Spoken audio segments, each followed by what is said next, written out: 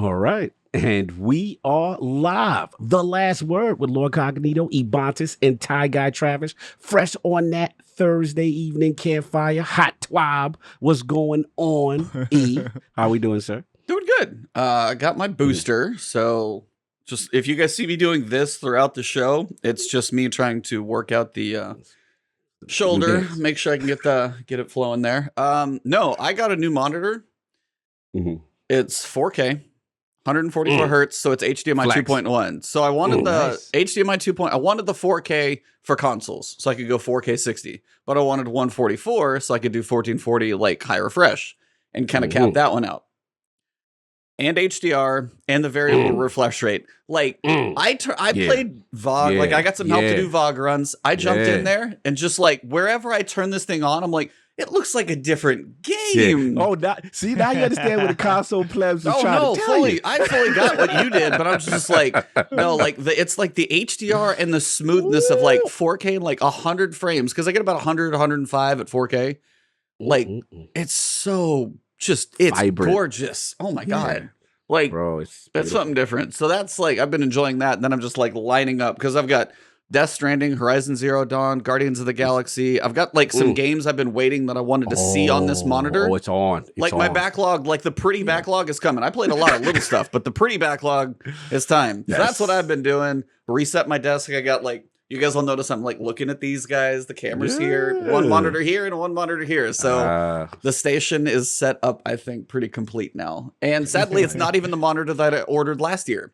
So I pre-ordered that one last year. It was like a 27, same stat, kind of similar stats. And then Asus has a 32 that finally, like, they added the HDMI 2.1 to, I think, pretty late in the game. So I'm like, well, I got this one. It was supposed to ship in like 3 to 5 weeks.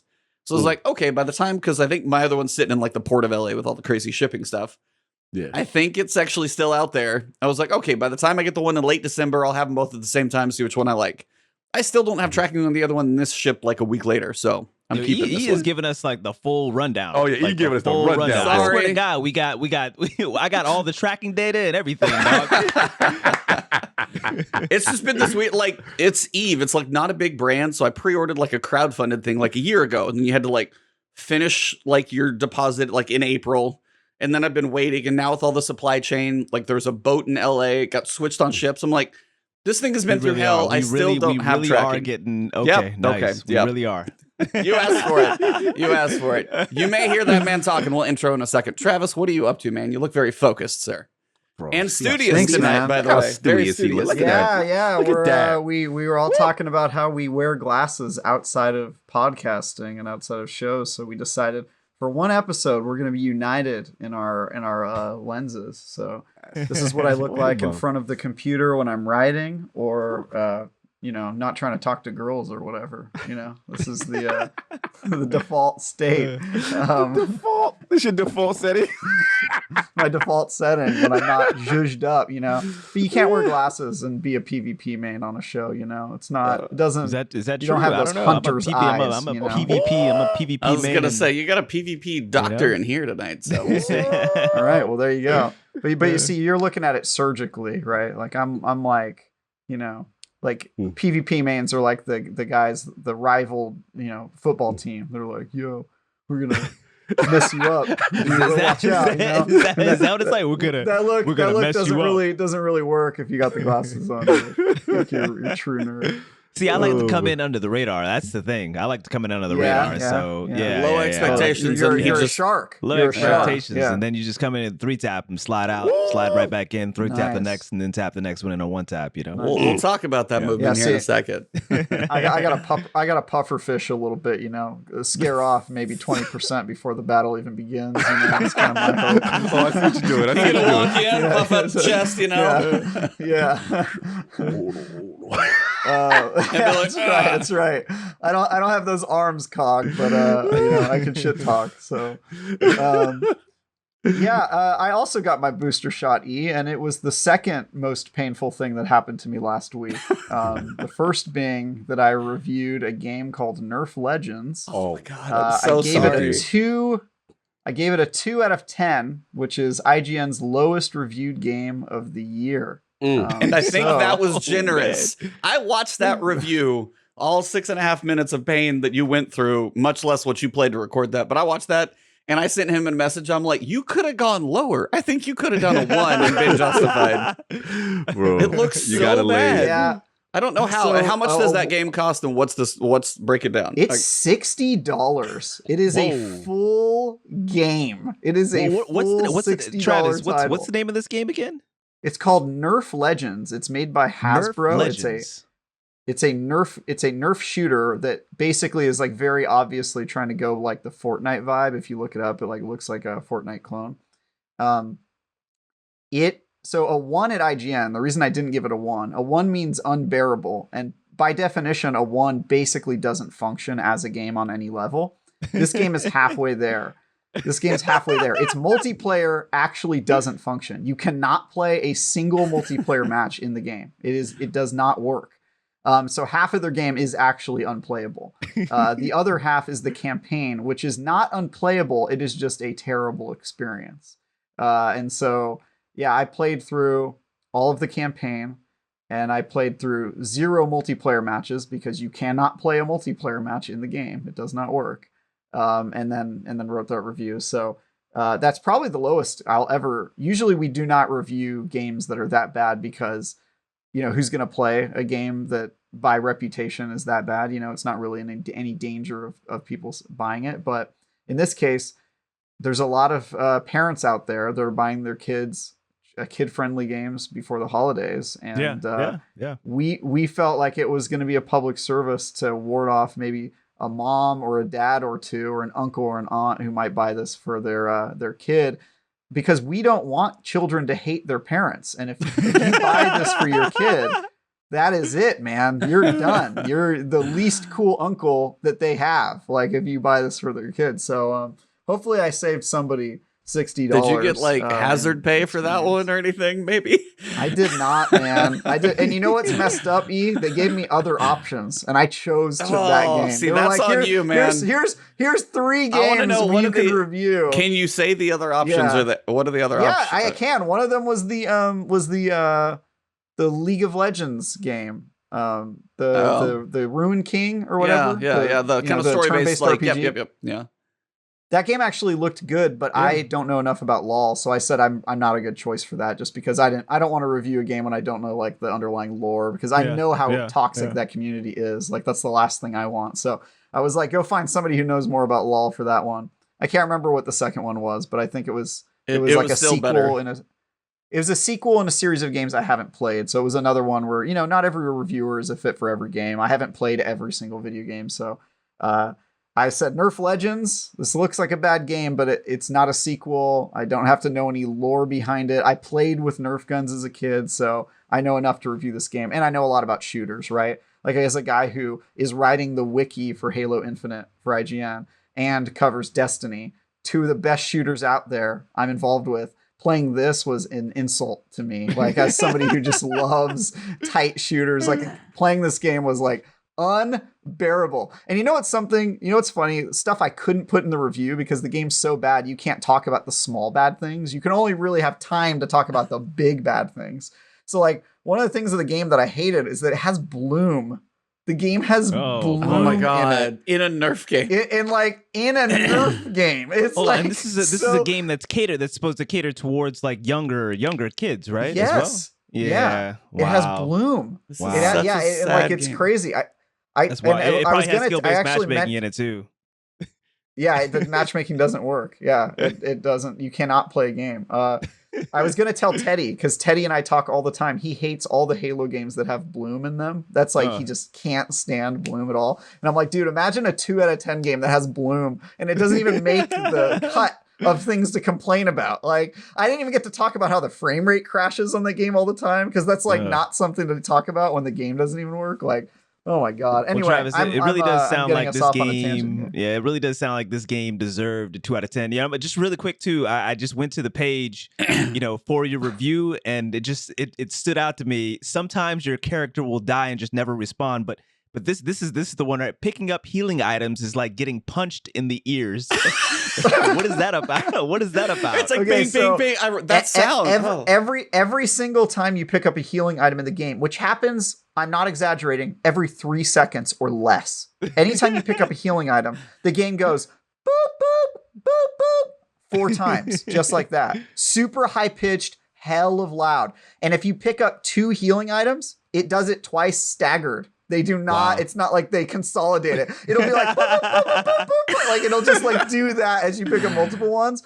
And like, it got so bad, dude. I literally was just like, I'm not going to heal. Kill me. I don't care. I'll respawn. I would rather die than pick up a healing item in this game because I hate it so much. I would rather Was there no way die. to turn down that particular like There's the no way to in-game turn cues? it off, except by turning off all audio. You can turn off all audio in the game. That's one solution. But yeah. Fantastic. Dude, it's fantastic. nightmarish. It's nightmarish. All man. right. Sounds like 2 out of Just 10 was well FYI deserved, to all of those everybody. people out there, this is the darker side of reviewing games and being in the games industry. It's not all roses and gold things. It's there are some bad sides. So when you complain about Destiny, I want you to have a little perspective, guys. A little perspective of how much worse it could really get. People out there going, "Oh, Destiny dead game." Yeah, no, seriously. No, play other games would be my suggestion to you. Play other games and understand how lucky you are. Well, Cog, after R2 tangents, what you been up to, man? I can't even hear you. You might be muted. He's muted. Yeah. My fault. I said I can't follow that up, man. But yeah. At the end of the day, I was just still on my Destiny vacation, slowly getting out of it now. Obviously we got the 30th and the stuff we're gonna talk about. Of course, this amazing guest we're gonna intro in a minute. But yeah, I've been catching up on the backlog, man. It's been Guardians of the Galaxy for me right now. Trying to get that knocked out, man. And it's a pleasant surprise. Like I am like, wow, so far world-class writing and banter and being hilarious. And I've been Halo Infinite, man. I've been rocking and rolling, getting that on. Outside of that little crazy battle pass system, but other than that, the core gameplay is there. It's so fun, and I'm just rocking out. You probably one of those people that just picks up grenades and just throws 4 at the same person every time. Listen, man, I just learned about the repulsor. You look like the type. I'm just saying, you look like the type. I might. Maybe he just doesn't even know that there are guns in the game. Maybe just honestly, grenades and be like, I gotta go die. I'm out of grenades now. I can't do anything else. Exactly. Just jump off the side of the map. If your KD is below a 1.0, you don't know about grenades in Halo. You should at least be killing somebody. You got 4 grenades, man. What are you doing? I am like right now, grapple jack and the mallet is my thing, right? Like, is that your thing? Yeah. Well, you look like a Titan. You look like a Titan, so that makes sense. That makes sense. Yeah, that's my thing, man. So I've been loving it, man. He has the soul of a Titan. He's just in denial. Yeah, I'm playing kind of I'm very Titan-y in Halo. It's definitely the vibe. It's hard to not be when you play Halo. That's why I picked Titan as my main class in Destiny, is because it's a Bungie game and it looked like Master Chief. I was like, I think a lot of people feel that same way. Yeah, absolutely. I just got mesmerized by the little space magic at the Destiny title screen. That was all. I got mesmerized, but I would have been a Titan, honestly. But anyway, enough about us. We've gone on long. We got somebody. Read my multiplayer tips page, yes. man. No, I will. That's my suggestion. Read it. It'll give you absolutely. Make you a better player. But we got somebody special, man. We do. All right. Cool we had a long. You've been hearing him in the background, chiming in a little bit. But yeah, we got a returning guest coming back, so we got to start the episode officially. Now that was just the pre-show antics. Welcome to The Last Word, episode number 175. This week, we are on the precipice of Bungie celebrating 30 years in gaming, with Zerd daring us to play Wheel of Fortune, and a loot cave from the years past calling us back. Even more exciting for the campfire this week is our returning guest. How do you approach any obstacle that you face? Our guest would tell you to be calm and level-headed, start by analyzing the situation, figure out how to elevate yourself above that obstacle, and then execute. That is unless you present him with a bowl of grape nuts, in which he will knock that bowl out of your hands, as any decent human should. But our guest's brain runs on math and science, and his master's in engineering and time spent as a patent examiner should clear up any questions of his qualifications. A smart man is quite an understatement, but he is also one who enjoys honing his skills in whatever he puts his mind to. He has a strong affinity for breaking ankles with his movement both on the court and in the arena, so make sure you strap on your shoes nice and tight. So let's welcome a man of the people, of science, of music, and chill, a man who would only stay away from a man who could only stay away from Destiny for about 4 months before it pulled him back in with a Hawk Moon ornament. A true distinguished scholar of Warlock Order who will help you refine your PC settings to make your gameplay the smoothest, or grab his legal pad to help others improve during his community custom teaching sessions on the weekends. Wow. Rocking his headbands proudly and slaying out every time he boots up the game. The one, the only, illPhysics. Mr. Tony, how are you doing tonight, sir? That is the craziest, most complete introduction I've ever heard. Love it, love it, love it. Thank you so much for the warm welcome. I truly appreciate it. Happy to have you back, man. It's been a minute. Some things are happening. You stopped playing Destiny. You're back playing Destiny. So yeah, what have you been up to since? I think it was like March or May since all this. I think it was March when we had you, or April or something. Yeah, no, it's great to be back. It's seriously great to be back. I had so much fun the last time we were here hanging out, just kicking it and just cracking up and just enjoying everything about, just our lives, right? I mean, not just Destiny, of course. So since I was last here, if that was like in the spring, we took a little bit of a break from Destiny, went and played Apex. Love Apex Legends. Absolutely adore that game. It's just the skill ceiling is so high. It was naturally the only other game I felt, an affinity for moving from Destiny, because Destiny, I love it because there's a skill gap in movement and a skill gap in gunplay, and you can synergize those two to make for some really cool plays.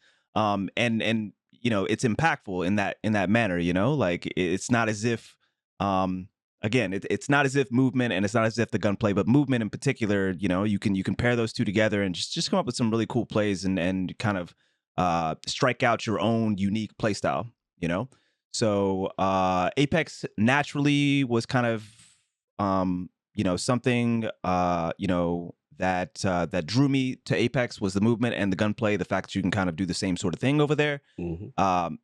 Much more of a competitive game. In the sense of the balancing and how the game is set out. Got to take it definitely a little bit more seriously. It's more aim intensive. But it's there's rankings. There's rankings, but it's just you gotta. Let me put it this way. This is the way that I always think of it. For Destiny PvP, I could play like a 12-hour stream, just PvP, but probably go longer than that, just fine. Apex, I get exhausted. I actually do legitimately get exhausted. It takes a lot of focus to try to play at a high level. And I just started. People had already been playing Apex for a couple of years by the time I had first started. I didn't know anything about Apex beyond just the basics, right? And I had to kind of go from the ground up. And I feel like I've made good progress because me, I'm going to play with intention and I'm playing, for the purpose of improvement, but of course trying to entertain folks through stream. It was a process. It was a process. It was a journey. I really enjoyed it. Still arguably is my favorite PvP game out right now. Ooh. That's not to say that Destiny is a very close second for me. And honestly, Halo, I played it for the first time the other day. Oh, let's go. And that's coming in. That's coming in at a not like a close third, but a third for sure. Okay. So took a little break, went over to Apex. The biggest thing about coming back to Destiny was it was on the Destiny side and it was on the Apex side. So on the Destiny side, Destiny finally caught up with their PvP, right? The devs finally started to make some big inroads with regards to not just Trials of Osiris and the end game, but just PvP as a whole, the balancing, the anti-cheat that was introduced. What else was it? Also the 3-peaking, just some very big quality of life updates that allow for replayability without the frustration of some of these, I would say, fairly basic frustrations, that folks that the PvP needed to be refined. The PvP needed to be caught up. So Bungie starting to pay quite a bit of attention to PvP, started hiring more folks for PvP.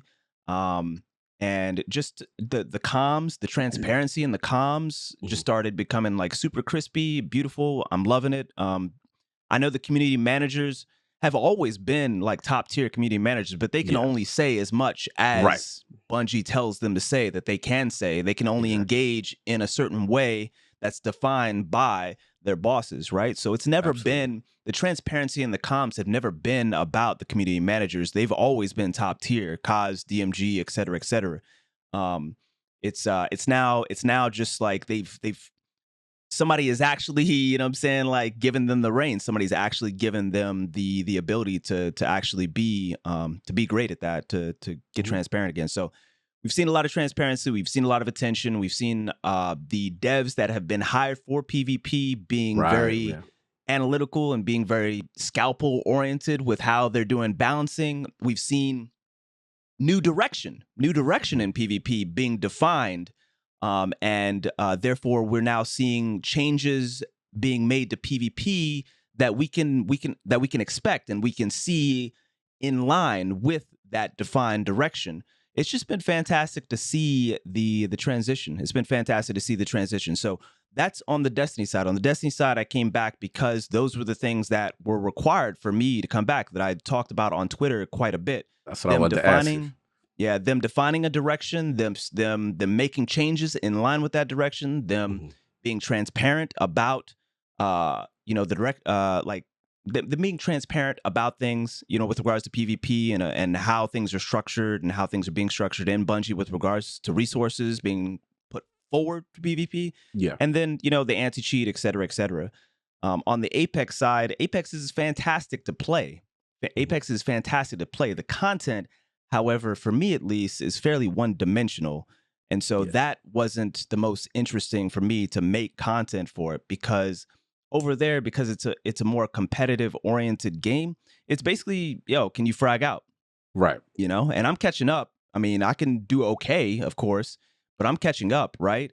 And it's just like, what's great about Destiny content is you can make silly content, you can make content about off meta, you can make competitive content. It's just like there's so much diversity in and it's much easier to strike out your own niche with regards to unique content. You can be creative with it, strike out something that nobody else is doing, nobody else is talking about, and or it could just be straight up just your personality can carry through, and people will enjoy you doing similar content to somebody else, but your personality makes it completely different. Absolutely. And people will be attracted to that.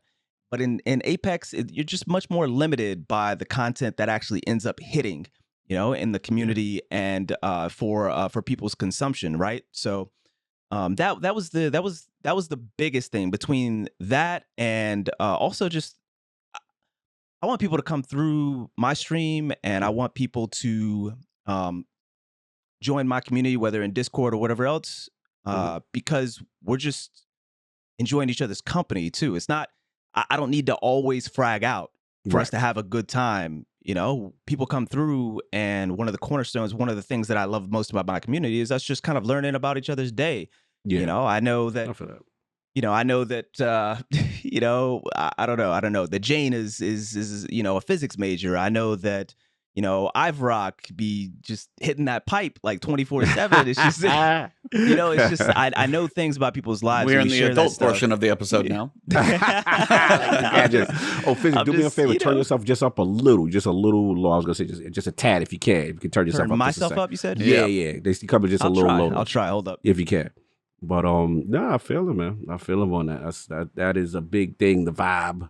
The whole vibe of the community and getting the vibe. But I had to ask him a question when he come back, because in reference to the leaving part, I want to talk about why was there the dramatic departure from the mistress, and then she called him back. I want to talk about falling out of love and having to move on for a little bit when she ain't acting right. So that's the part I want to get to, because I think all of us at some point during this marathon of a season. It's a long one. Aren't you doing that right now, Cog? Well, you're not playing. You haven't played in months. Bro, is that any better? How's he sound? He sound a little better for you? You the audio guy. You gotta say more than 2 words. Okay. Testing 1, 2, 3. How does that sound? Sound about the Is same. that Does he- Kind of the about the same, same? yeah. Let me Kind try of to the turn it same. up a little bit more. Mhm. All right. Yeah, it's all good. He's not trying to blow us up, but yeah, Mm-hmm. Yeah, I'm taking it a step at a time. How does that sound? that sounds a little better. That's better, I can yeah. work with that. Little That sounds better. better. All right, Yeah. I'll try to Yeah. make sure I'm small on the mic a little bit too. Yeah, Hulk, get all up on it.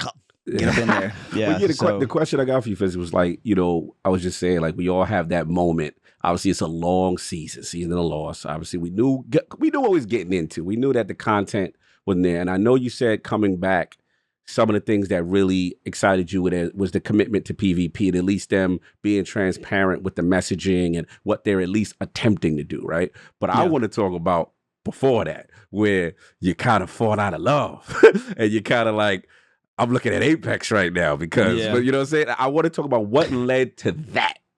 oh Distracted man. boyfriend meme. Yeah. Apex. What made your neck turn? This game called Boyfriend Dungeon came out, and he just had to play it. That's it. Yeah, we got to talk about the cheating. Yeah, so that's I don't know, man.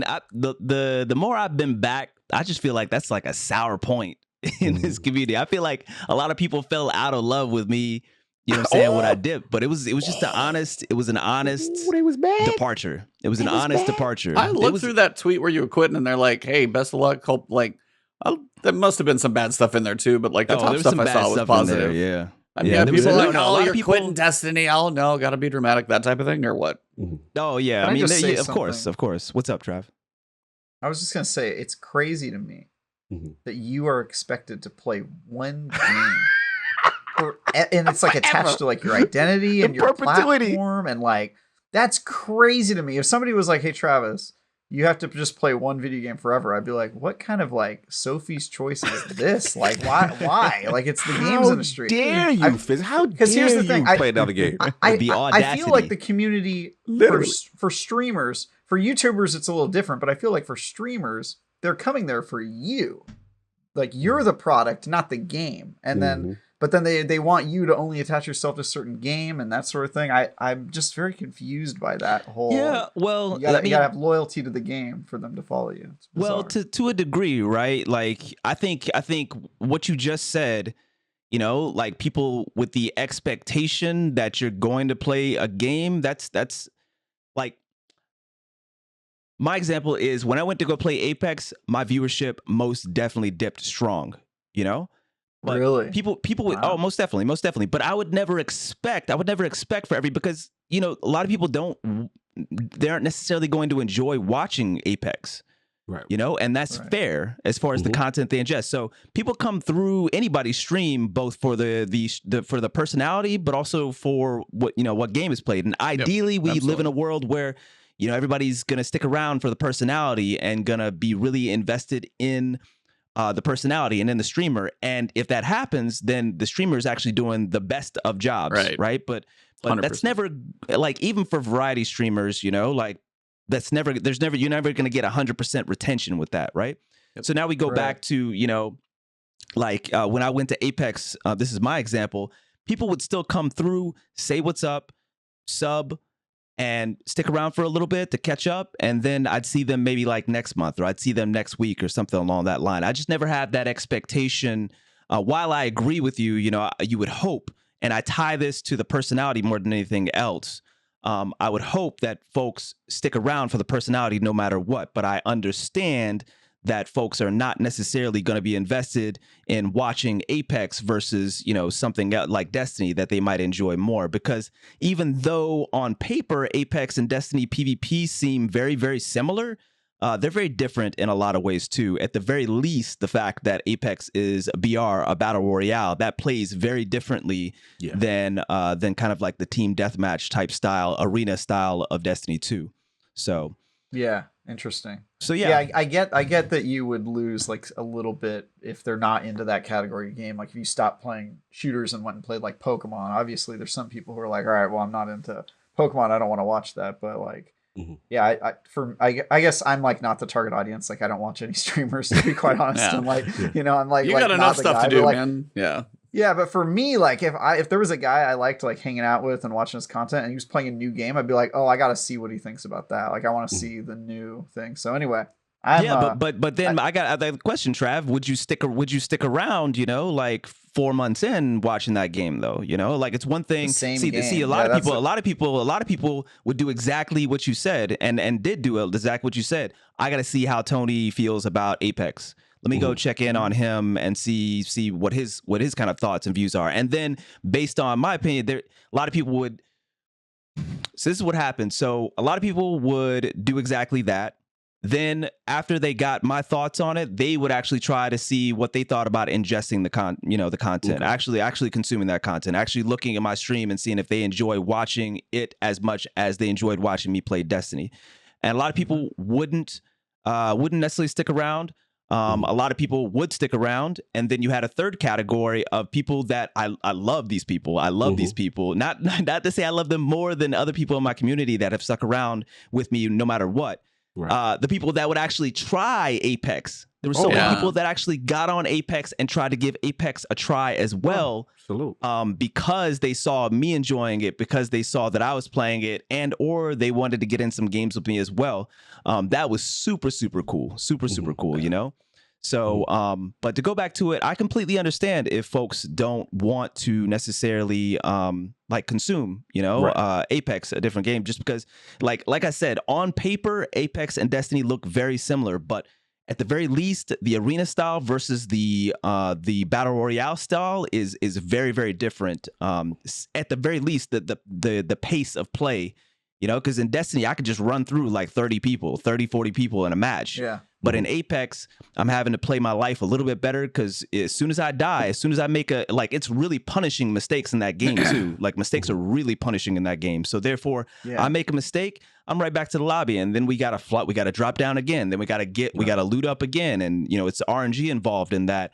Then you have to decide whether you want a hot drop, which hot drop means do you want to drop in the middle of like some good loot, but a lot of people are going to be there, so there's a good chance you might take an L straight off the bat, or you might be able to clean up and move through the lobby or whatnot. Or do you want to like kind of like cold drop a little bit, or like lukewarm is what I called it. Outskirts. Kind of the outskirts, or maybe like, you know, right by the hot drop area. There's options, but all I'm saying is the pacing of it is different, and you definitely are. It's more punishing. So if I really want to go for a flashy play or whatnot, most times I'm not good enough to carry that off. 4 months in, you know, I was good enough to sometimes every once in a while hot drop and really pull off some plays, kill 3 and 4 people, you know, in a row, and then move through the lobby and maybe get the dub or not. But yeah, it just you know, that pacing was you know, something that's kind of nuanced, but it's very different, very different. Would you like to see Destiny get a battle royale mode? Hell no. Good question. Spicy. Spicy. No. No. Why not? Okay, let me say this. Let me say this. What if it's the other title they're working on, a battle royale in the Destiny universe, but it's a separate that game? Is a battle royale. I like. Okay, so let me say this for let me elaborate. I like options. Okay. I like options. So if Destiny got a battle royale, or the new title that Destiny is working on is a battle royale, it's nice to switch between the two. I'm down with that. You know, as long as I have the option to play the arena, because the arena is probably where I'm going to spend the majority of my time, because that means I can chill a little bit more. I can't chill in Apex. Ain't nobody chilling in Apex. Ain't nobody in there like, all right, strap in, glasses on, and everything. Yeah, pretty much. The only everybody's wearing headbands in there. Chilling in Apex are controller players, and I'm not knocking controller players. I'm just saying, easy. With controller players, you can kind of sit back a little bit more and play it a little more casually. You know. So tell that to the Halo World Champs. But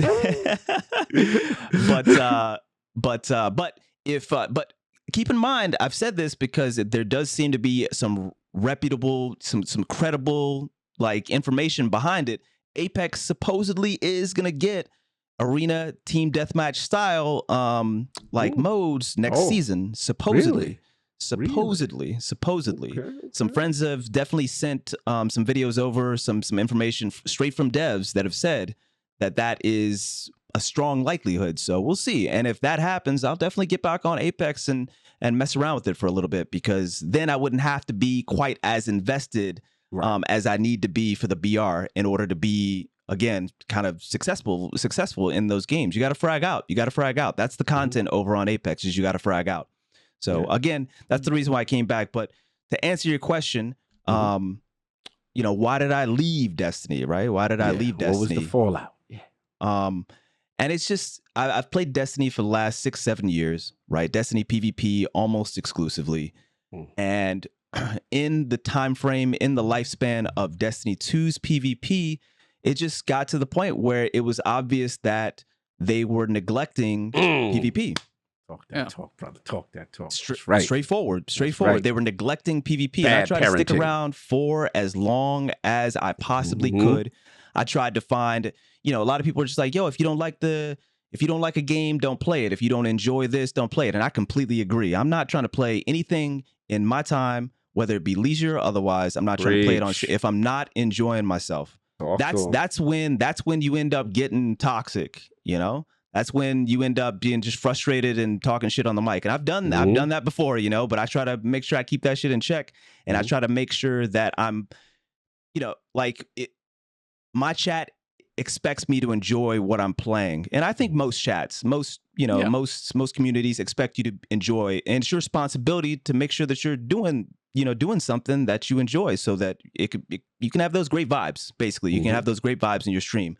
And so I did my absolute best to just try to find any corner of PvP, Destiny PvP that I enjoyed. So I stopped playing Trials because cheating was so incredibly bad and pervasive in Trials. I stopped playing Trials.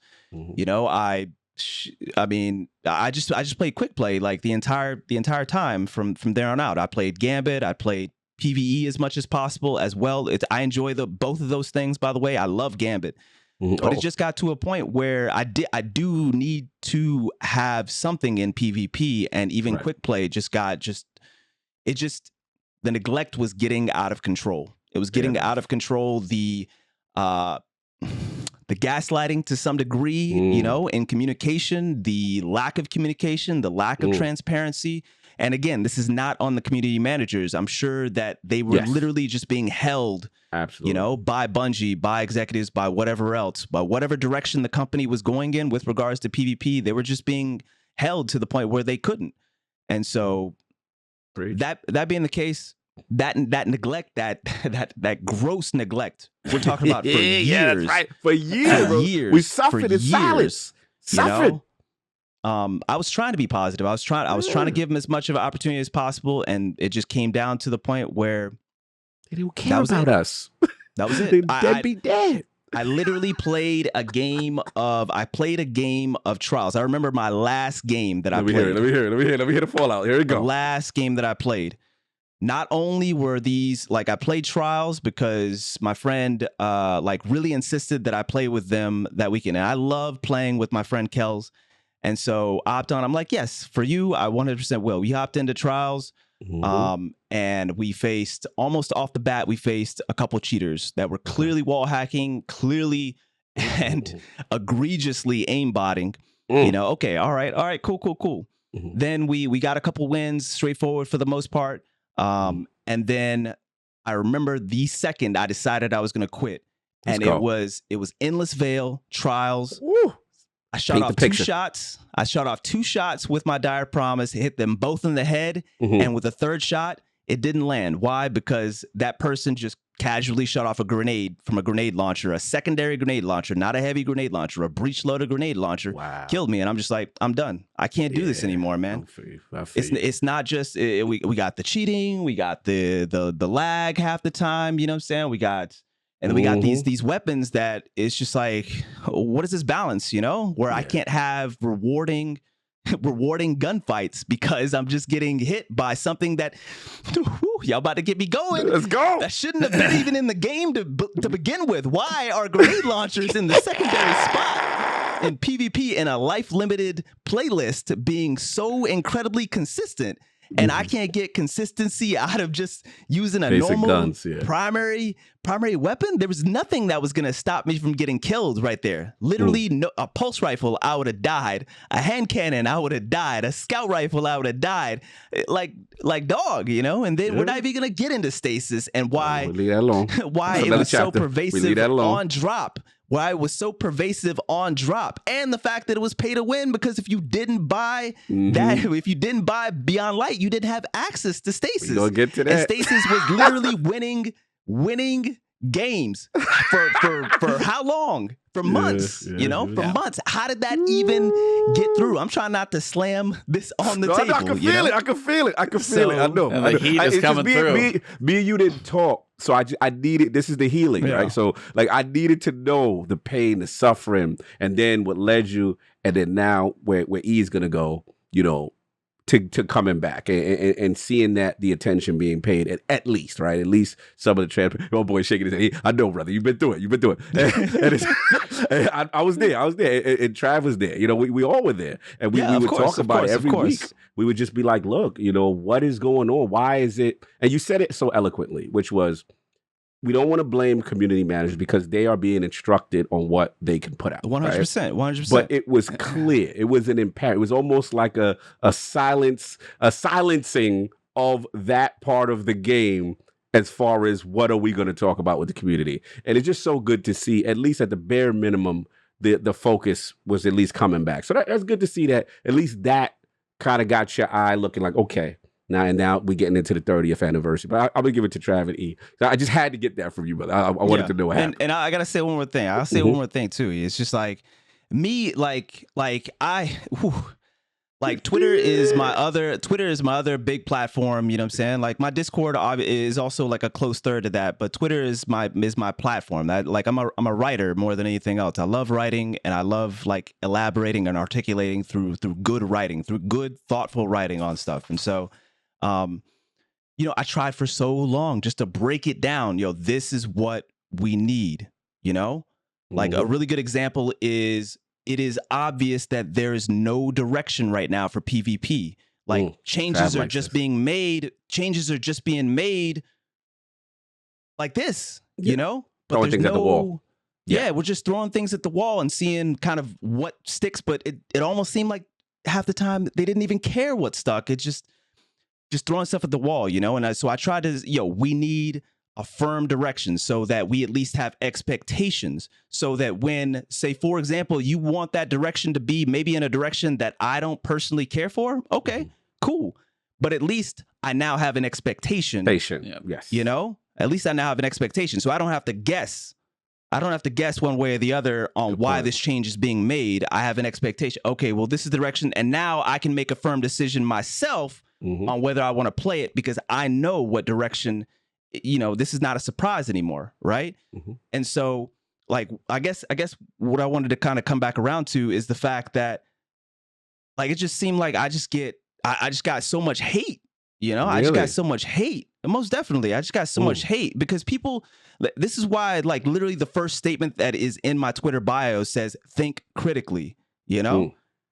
People just don't want to. They refuse to think critically about this stuff, and it's just like. Look, like I'm like I try my best to give a very balanced perspective when I talk about things. I try to make sure that I give praise and kudos anywhere possible that I can for Bungie, devs, et cetera, and there's plenty of positive stuff to shout out. I would say arguably more positive stuff ever to shout out, because we're talking about PvP right now, but but PvE been popping for like a minute. They been eating. They like Bungie been killing it with PvE for like a minute, but that only made the neglect to PvP even more glaring. Yes. Yes. So it's just like, so I just want to, like I'll come to a point right here just by saying, like the amount of like just man. By me just standing up for PvP, trying to be as respectful, trying to be as thoughtful, as sensitive, in my feedback as possible.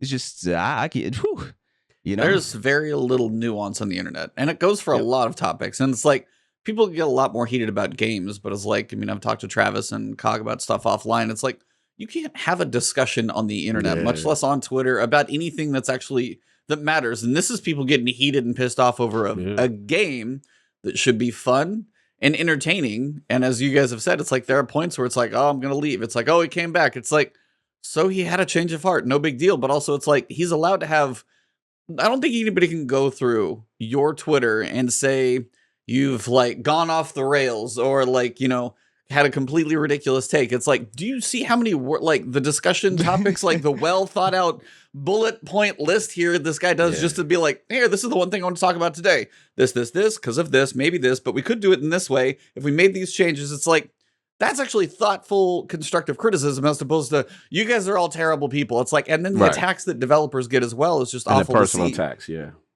So it's like people getting personal attacks, and then there's very little nuance to even a decent discussion. I mean, it's like Travis and I like joked about one thing at one point. I don't want to bring it back up again, but it's just like stuff that was going on kind of halfway across the world. It's like there's no way you could talk about that stuff with any bit of nuance and not just get like absolutely lit up on Twitter. So no, it's like it's really sad that having an opinion is taken so poorly. Being is that it's like it can be opinion, there can be some facts, there can be some decent discussion in some of these things, but usually Twitter's just set on fire half the time if it's not their opinion that matches yours, and it's really sad. Yeah. Well, I that's why you see. Yeah, most definitely. And I just, you know, even just coming back, I mean, I was very, very detailed in both why I left, when I left. I was very detailed in the fact that it was not a crazy reflection on Bungie as a company and things like that. I wanted to make sure that it wasn't something where I was just like people maybe expected me just to go off on the rails on Bungie. Like I literally said I quit the game in like one tweet, but the successive like maybe 4, 5, 6 tweets or something like that was just praise on everything that I love about Bungie and about the game just in general. Yeah. And I was trying to make sure that I balanced that because I you know, like it's just not necessary. Like I said, I quit. So what's and I've already said what my issues kind of what the game are. So like, there's no reason to continue to go with that. And then even coming back, like I made sure to say why exactly I came back, which by the way, was in line with exactly what I requested when I left, you know? Yeah. Like they were the exact, I told them cheating, 3-peaking, you know what I'm saying? Like matchmaking, investing more in PvP, resources, a direction, like literally all of that stuff. And that's what was required for me to come back. And that's what when I came back. And then I confirmed again that those were the things. You died for our patches. That's it, brother. Put it on. You took the apex sacrifice so we could see PvP grow. Hey, I mean, you know, he died for our patches, y'all. Respect, man. Well said, and I agree. You know, it's okay to have constructive criticism. I think you've been respectful in how you handle it, and I just think it's one of those things where just like at the end of the day, you know, people have to separate the emotionality because what it is, they love the game so much, and they love you, and they probably internalized it too personal. You know what I mean? Sure, yeah, most definitely. Yeah, and that's just what it is. And what I've learned with Twitter specifically. That's why I like what we do last word, because it's like this is the format to have those debates and stuff with people. Yeah. Because to me, I'm only going to engage you if I care about you. You know what I'm saying? If I care about we going back, that means I care because I respect you enough that I feel, hey, you know, we could have an intelligent discussion. At the end of the day, we can agree to disagree, but at least I know it'll be respected. Unfortunately, with Twitter, the nuance, and then some people, they're just nasty and malicious, man. You know what I'm saying? And it's just not worth it. And I just learned the internet. I've just learned to abstain from dealing with those people because it's just trying to get a reaction out of you. You know what I mean? So what else is going on with this game? I was going to say, we got a big TWAB, so we may as well jump into that one a little bit later into the podcast. So first thing I do want to touch on before we get into all the game stuff that we've got going on is Game to Give. And that is the charity event that is going on right now. There's going to be links pretty much everywhere. I've got one because I've been kind of part of this thing for the last couple of years. And it's their charity event for kind of the holiday season, and they're doing it for basically a couple of weeks. And by donating towards the Bungie Foundation, which does everything from working with the Children's Miracle Network of Hospitals, St. Jude's, and honestly, they've expanded it so much more to cover basically a lot more causes, if you guys have seen. But pretty much the way they kind of wrap it up is we are a people-focused organization that builds and empowers our community to improve the health and well-being of children, uplift the rights of all individuals and communities, and provide aid in times of crisis. And that pretty much wraps up everything they go for. They've done the shirts when we were helping, I think it was like Nepal with the earthquake. You've obviously seen the Black Lives Matter stuff that they did before. You actually saw the CEO out there marching in Seattle and stuff like that. And then also always working for basically the little lights and the children. So they are doing that once again. And depending on how much you donate, up to $50, you can get an in-game ship, multiplayer emote, couple emblems, things like that. And then depending on, if you catch somebody doing a stream, they may have some incentives and stuff like that. I am actually going to be doing a featured stream for that. It's going to be Monday the 13th. So about a week and a half from now. So it'll be like 6 to 8. Trying to figure out what my incentives are going to be kind of leading up to that one. I'm trying to narrow those down this weekend. But overall, that's one of those things when it comes to the community. And you said this as well, Tony, is like when it comes to what Bungie, the community managers, and when this community comes together to do good things, it is pretty much second to none. When they do these charity drives, when you see the amount that people are doing, I know Scaro did was kind of an early stream to kick some of this stuff up. Thousands and thousands and thousands of dollars get like raised for these really, really good causes. Yes. So I wanted to make sure that you guys all know, New Rat, I'm thinking about that. Push-ups ain't come back. I'm trying to figure out, because I was honestly wondering, because like been lifting some, but also like kind of got the heavy bag downstairs, got a rowing machine, and I was kind of trying to decide, depending on how much gets donated, like how long a workout could be or how long rounds could be, and actually just kind of do that on stream, and depending on how much more people donate. So I'm trying to figure out if I can do that mathematically so I don't die. Like if people donate a lot, where I don't just like, I'm just like a lump on the floor after a while. It's like, punch the bag. It's like, I can't lift my arms anymore. Like, so I'm trying to figure out if I can find a good number for that. One push-up per dollar. Oh no, I would die. I would die. Push-ups, sadly, is something I'm very weak at for whatever reason. Like I could squat. Yes, actually. Yeah, for some reason, like my push-up endurance, like I'm not that strong at bench, but I was like, I'm okay. Kind of around body weight is where I maxed recently. But like push-up endurance is not something I'm actually that good at. I could air squat probably longer than a lot of people just sit there and just do air squats or decent squats. Those are real. Yeah, those are real. Yeah, I was like, I could go for a while in those, but no, push-ups for what? And I've been working on them off and on, but it's just one of those things. It's I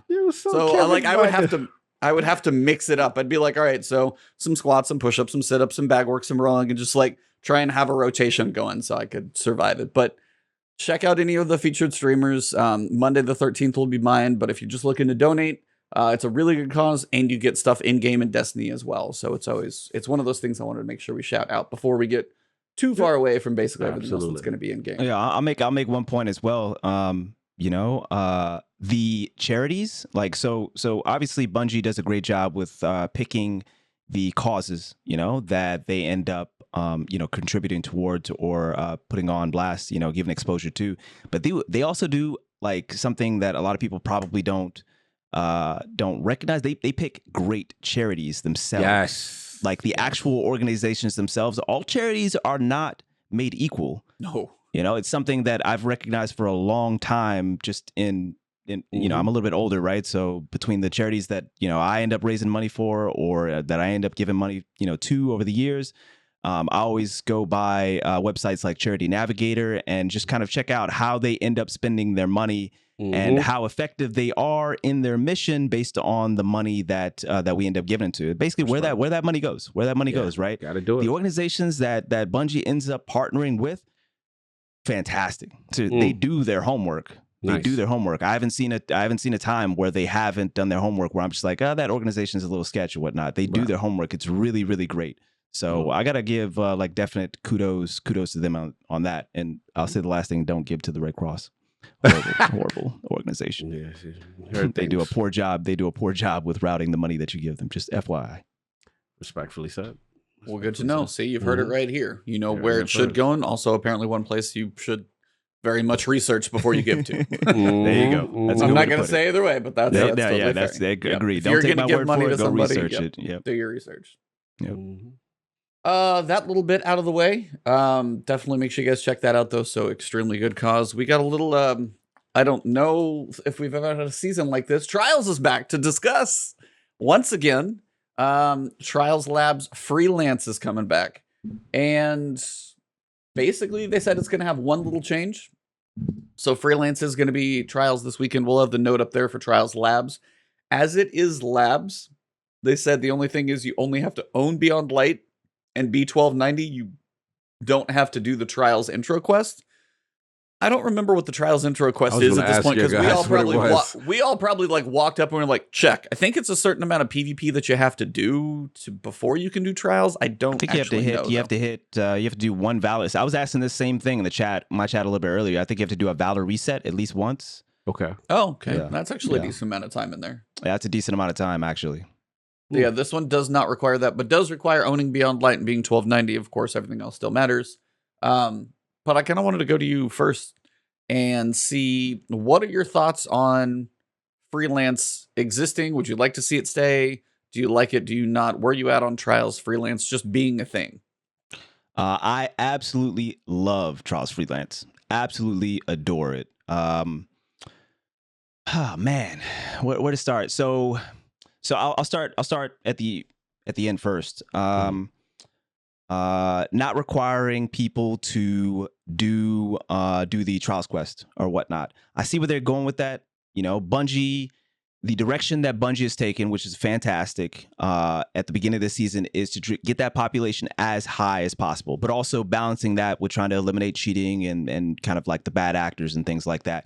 And so this is another kind of decision that's in the vein of trying to get that population up, which obviously is going to dip later into what is mounting up to be a fairly long season. Yeah. So I'm interested to see how it ends up playing out. Obviously, it was kind of a gate that was put there in order to de-incentivize new accounts coming in, which a lot of times end up being bad actors, cheaters, and things like that, who just start up a new account and just go again. We just go again, right?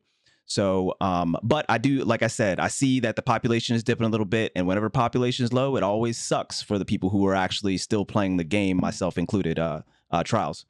So, interested to see where it goes. Happy with the change, and we'll just see how it plays out. I see, obviously, that the direction they're trying to take with it. As far as Freelance, love it. It's unfortunate that it ends up splitting the playlist. What a lot of people don't know about Trials and kind of like the split playlist is there's a bunch of like little mini pools that folks don't recognize, that folks don't know. Crossplay is not 100%, right? So there's still going to be little pockets and little pools where I'm not going to have access to, and somebody else is never going to have access to me, and things like that. So with there being card-based matchmaking, with there being flawless pool on Sunday, with there being these little mini pools that folks don't even kind of recognize exist based on platform and everything else. Input most definitely pools. Yep. There's a whole bunch of Yep.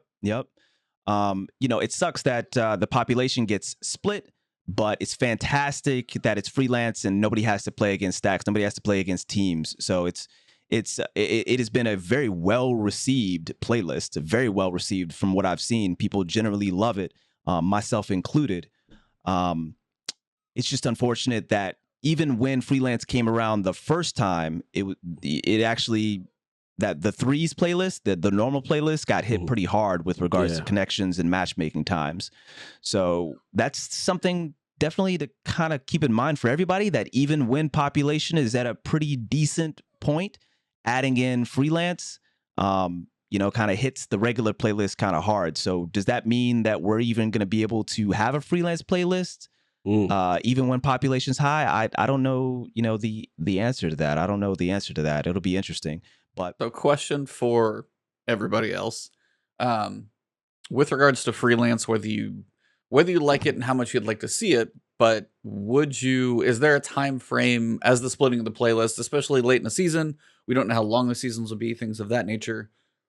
Is there a point where it's like every other week, every 3 weeks? Like, is there a frequency where you think it would be nice to have for the people who want to play and not face the 3 stacks, but also give enough balance to like the general population being together so it's healthy most of the time? Is there an amount of times that you guys would think Freelance would be healthy to see, not too much, not too little? Is there a magic number you guys could put it on?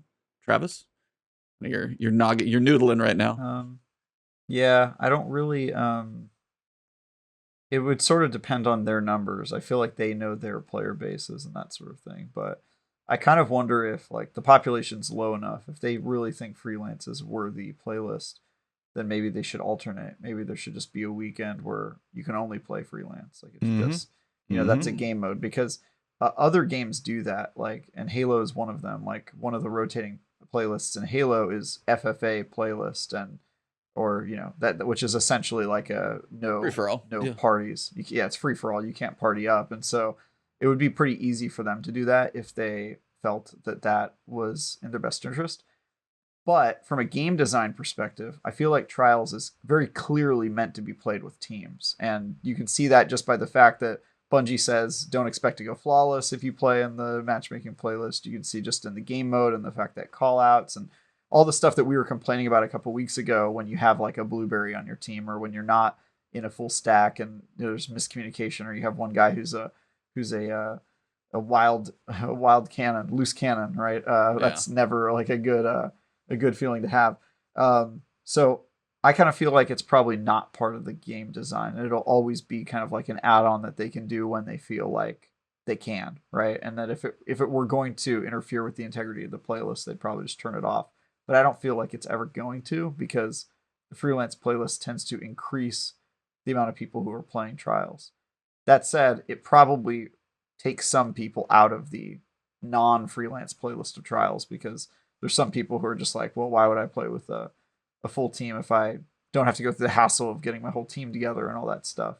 So yeah, I think we probably don't know enough to diagnose the problem, but I would just say from like a philosophical standpoint, I don't see it ever being more than kind of like an add-on, to like the core playlist. Dog.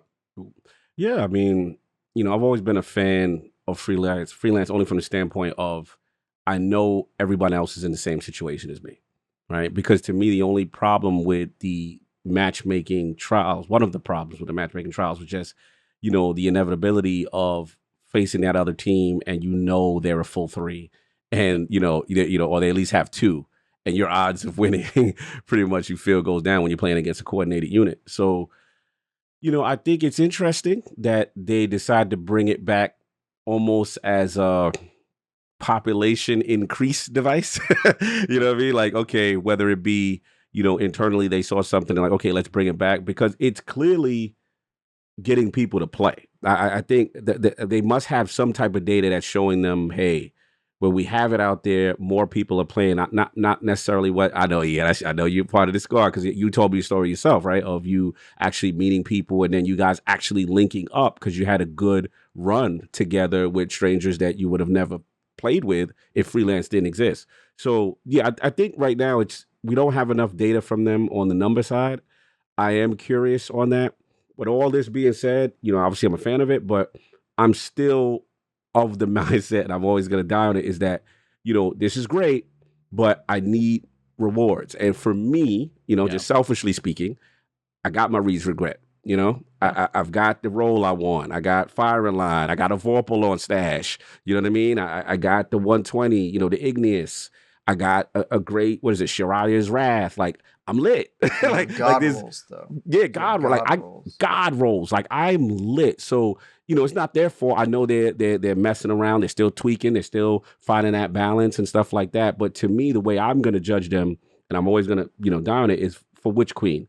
Like, when it comes back again, I would like a full slate of rewards, so that that investment, and in their defense, this is a long season. I get it. That's why I'm not going crazy. I knew coming in what this was. I'm like, all right, y'all figuring it out. Yeah, you're messing around with the meta, but please, I don't want it to be a situation where next season it's the same list and then one more gun plus Reed's regret. Like we really need it, including the armor sets. Right? We want every season. I want that same dedication that PvE gets with a raid and raid armor and raid loot. I want the same dedication for trials with trials loot and trials weapons. And then for the most part, I'll be fine. So, that's where I'm at with it. I was just like, okay, cool. We'll see. What about you? Yeah. Yeah. I was going to say, like, for me, I'm very glad that freelance is there. For me, because I've reset my rank, I've reset my reputation, whole thing, all 16, twice with Saint now. Just because it's been an option for me to go in there, like, without anybody, whether I'm sitting here I got an hour to play, I don't have enough time to meet people up, and it's just like, I can boot it up and I can try. Now, is my win-to-loss ratio bad? Yeah, I'm probably like maybe a third.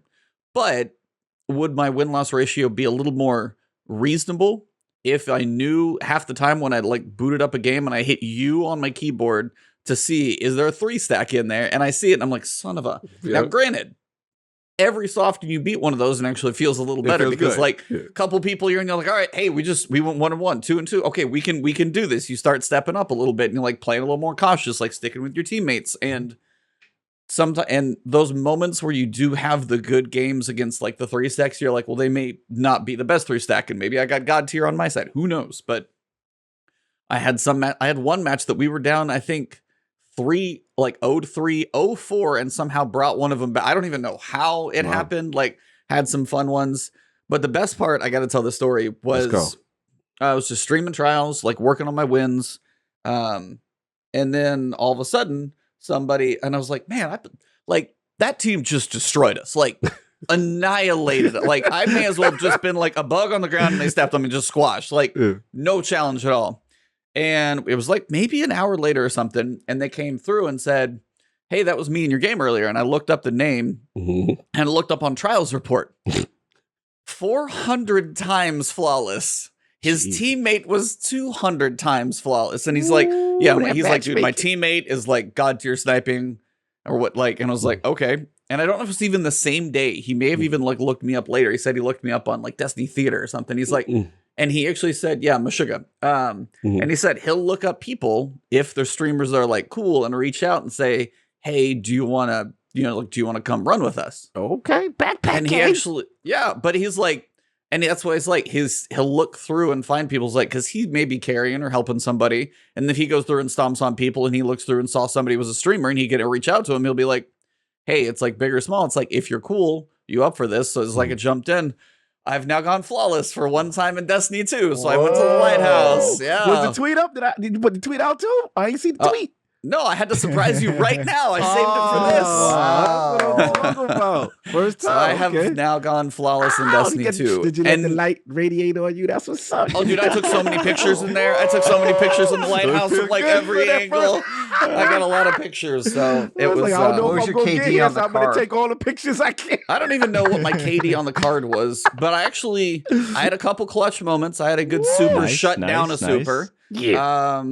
Had a couple like 1 or 2 doubles. And that's kind of one of those things too, that it's not something everybody gets a chance to do, but it's like when you play with better people, you won't always, but you actually tend to like step up. Yeah. As opposed to when like crappy, like crazy guy runs straight into like a cannon and just gets his head shot off, and you're like, you almost seem to fall down at that point. It's weird. Like, you can only make up so much, but if somebody else is there who's actually doing well, then you're like, okay, now I'm sticking with them. I'm being a little better about peeking. I'm getting my shots. Like, you feel like you're playing better because you're with the better skill. And it's like, it's mostly them doing it, and I'm kind of along for the ride. But I also feel like I had a couple moments. I was like, okay, it's like Radar's over here. Hey, we're getting ready for a flank. Pop the super. They did too. We traded supers, and that's what saved that round. But that guy at the same time, 2 up, just him, goes in and just slugged like crits like crazy. The dude just pulled off some shots. I watched it. I was like, I'm glad you're on the I'm on my side, because yeah, there were some shots they did.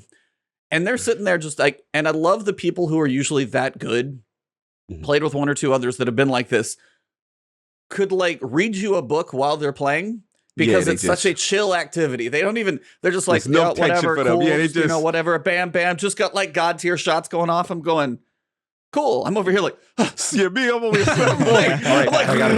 like all focused up make and sure I get the everything. res. Don't get picked. Don't get picked. Yeah, I'm like, okay. Yeah, and you get later, I'm like, my super's like almost there. I'm like, okay, I'm staying back. I gotta wait for my super so I can not like totally waste it and get picked and be like, okay, they're peeking out of see. I'm like really cautious, and they're over there like, yeah, whatever, bam, here's a sniper shot, run around the corner. Oh, I'll pop my super 2 down. I'm like, I just stood here the whole time. Good job. But it was a lot of fun. That was me when I took Addict to the lighthouse. Oh yeah, he told me. We took it there. Super casual. We were just talking about other stuff while we were just clutching matches. Just not at all paying attention to the game. And then we were like, wait, was that 7 wins? Oh, that was 7 wins. You went plus. And he was like, guys, I can't believe you were talking that whole time, because he didn't say a word the whole game. He was just like sitting there like he's this, sitting there like worried we were gonna lose. Yeah, he hasn't been. He hasn't been. Yeah. He told me about it. He's like, yeah, Trav got me there, man. I was like, that's what's up. Yeah, man. So I that didn't was even cool. realize It's like, how tense he was. I was like, wow, Lord Addict's like really quiet when he's not on stream. I didn't expect him to be so not talkative. It's strange. In Yeah, Halo, he's different. Halo, he's different. But yeah, Destiny, he listens to the action. yeah, it was mostly Desperado Messenger. I am lucky enough to have one of those, so can't argue there. Okay. Once or twice, I use that actual like proc, but most of the time it's just like a ranged pulse that I feel pretty consistent with. And then started using Shiras more. Actually, I found a decent one. It's not mine's not God tier, but kind of that alternate. It's like the shotguns gets close. It's like they close it and I'm dead. But it's like it's got that mid range that I'm actually kind of getting a little more comfortable with, and I'm liking. Yeah. So. Yeah. Shiras is amazing. Seriously, you really don't need to have like a god tier Shiras. That's the great thing about it. In order for it to be a fairly consistent weapon, you've got some decent perks on the end. You've got maybe like 1 or 2 range perks, and you're pretty much Gucci because it's got 17 zoom, and the zoom is what matters the most on SMGs. It's not literally any other perk will always find, fall second to what zoom the SMG has. And if it has god tier zoom like Shiras, if it has god tier zoom like Multimach, then you can generally make something of it with a decent roll. Yeah. Yep. That was cool. But that's like to kind of go back to what we were talking about in the first place with Freelance. The times when I do start a match and I pull up the roster and I'm like 3 singles versus 3 people together, whether it's Friday, Saturday, Sunday, Monday. This is never in the flawless pool because Sunday and Monday I'm still never there. The times I see those 3s just really sink my heart just a little bit because I'm like, here we go. Yeah. And the fact that like that's why for me, that's why I was like, I don't know, as you said, Travis, whether it's like they alternate the node back and forth to be like everybody's in 3s or just whatever option, or it's everybody solos. So it's always like one or the other. As you said, the splitting's kind of hard, but I would like to see it every 2 to 3 weeks for me, at least. So when I know it's not too long of a wait, I'm going to get that Freelance chance again, because I do like, because there's enough solo people I keep matching on my team with that I know somebody would benefit from that, because there's enough 3s out there, but there's enough solos. And I don't know what it is. Like, it's hard. I rarely see like the 2 and the 1. Like, I'm rarely paired with 2 against the 3. Yeah, I don't know. I don't know why it is like it's 1-1-1 and 3 stack. 1-1-1, 3 stack. I'm like, that always happens. Can I not? And then finally you see everybody's by yourself. I'm like, oh, okay, we can have a game. And it's like, those are the games when I'm probably a little closer to 50-50. And that's why Freelance for me is more fun, because every time I start a match, I know in my head that I'm like, I'm already starting. It's like everybody's random. It's like it could go either way. It's not like odds are against me from the beginning. And that's just one of those things. And that could be me going into the bad mindset, which is totally fair for a different thing. So, because some games I have won, but that coordination is a thing that's going to give you a pretty good advantage if you're working together. Last point I'll say before we move on, I want to give Travis flowers, because I've been playing a lot of competitive Halo now, and it says something when you see that nice little ranking. When you see that little ranking go up, and that's like, the other piece I want. Yeah, these dudes in my bracket, you know what I'm saying? And I'm like, man, I wish that's the. And the other thing, like, that's what it needs. Yeah, it needs that.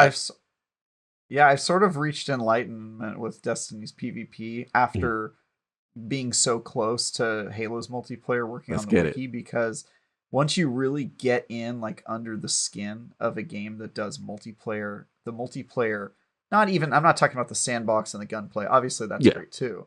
I'm talking about the ecosystem is really, really solid.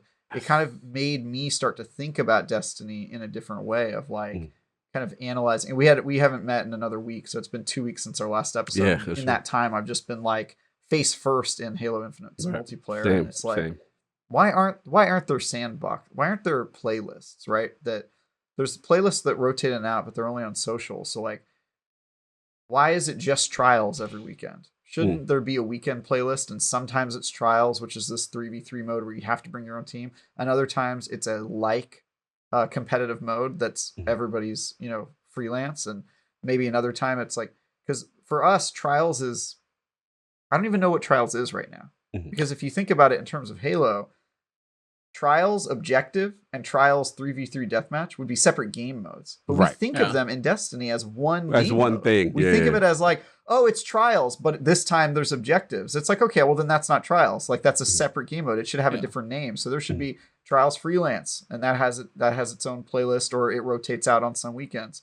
There's trials classic, which is, the format we're used to. There's trials objective modes. Like, there should be separate game modes. And it kind of blew my mind that we don't think of playlists that way in Destiny. There's comp, and comp is just one game mode, and it's always the same thing. And it's just the way that they've created multiplayer buckets is so backwards, in my opinion. It kind of it's just very basic, and it allows for that stagnation that Tony was talking about. He experienced, and kind of the reason he left, because there is no kind of like nuance and constantly changing. And to us, the big events in Destiny are, Iron Banner's here. Oh, well, what's Iron Banner? Well, it's the same exact game mode, except for this time we earn different rewards. That's not a game mode. You know what I mean? Like, That's a skin on a game mode. That's not a different functional mode.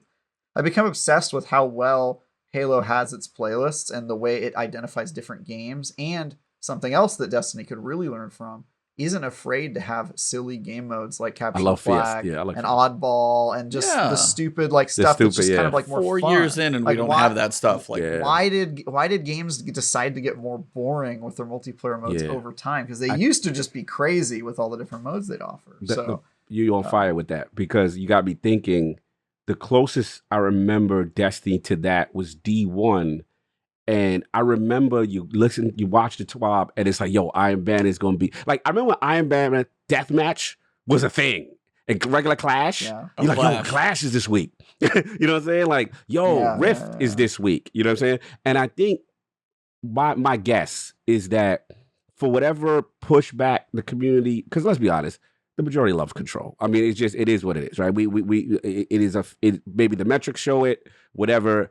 And I remember there would be like mini revolts in the community. I'm not playing this week because it's this.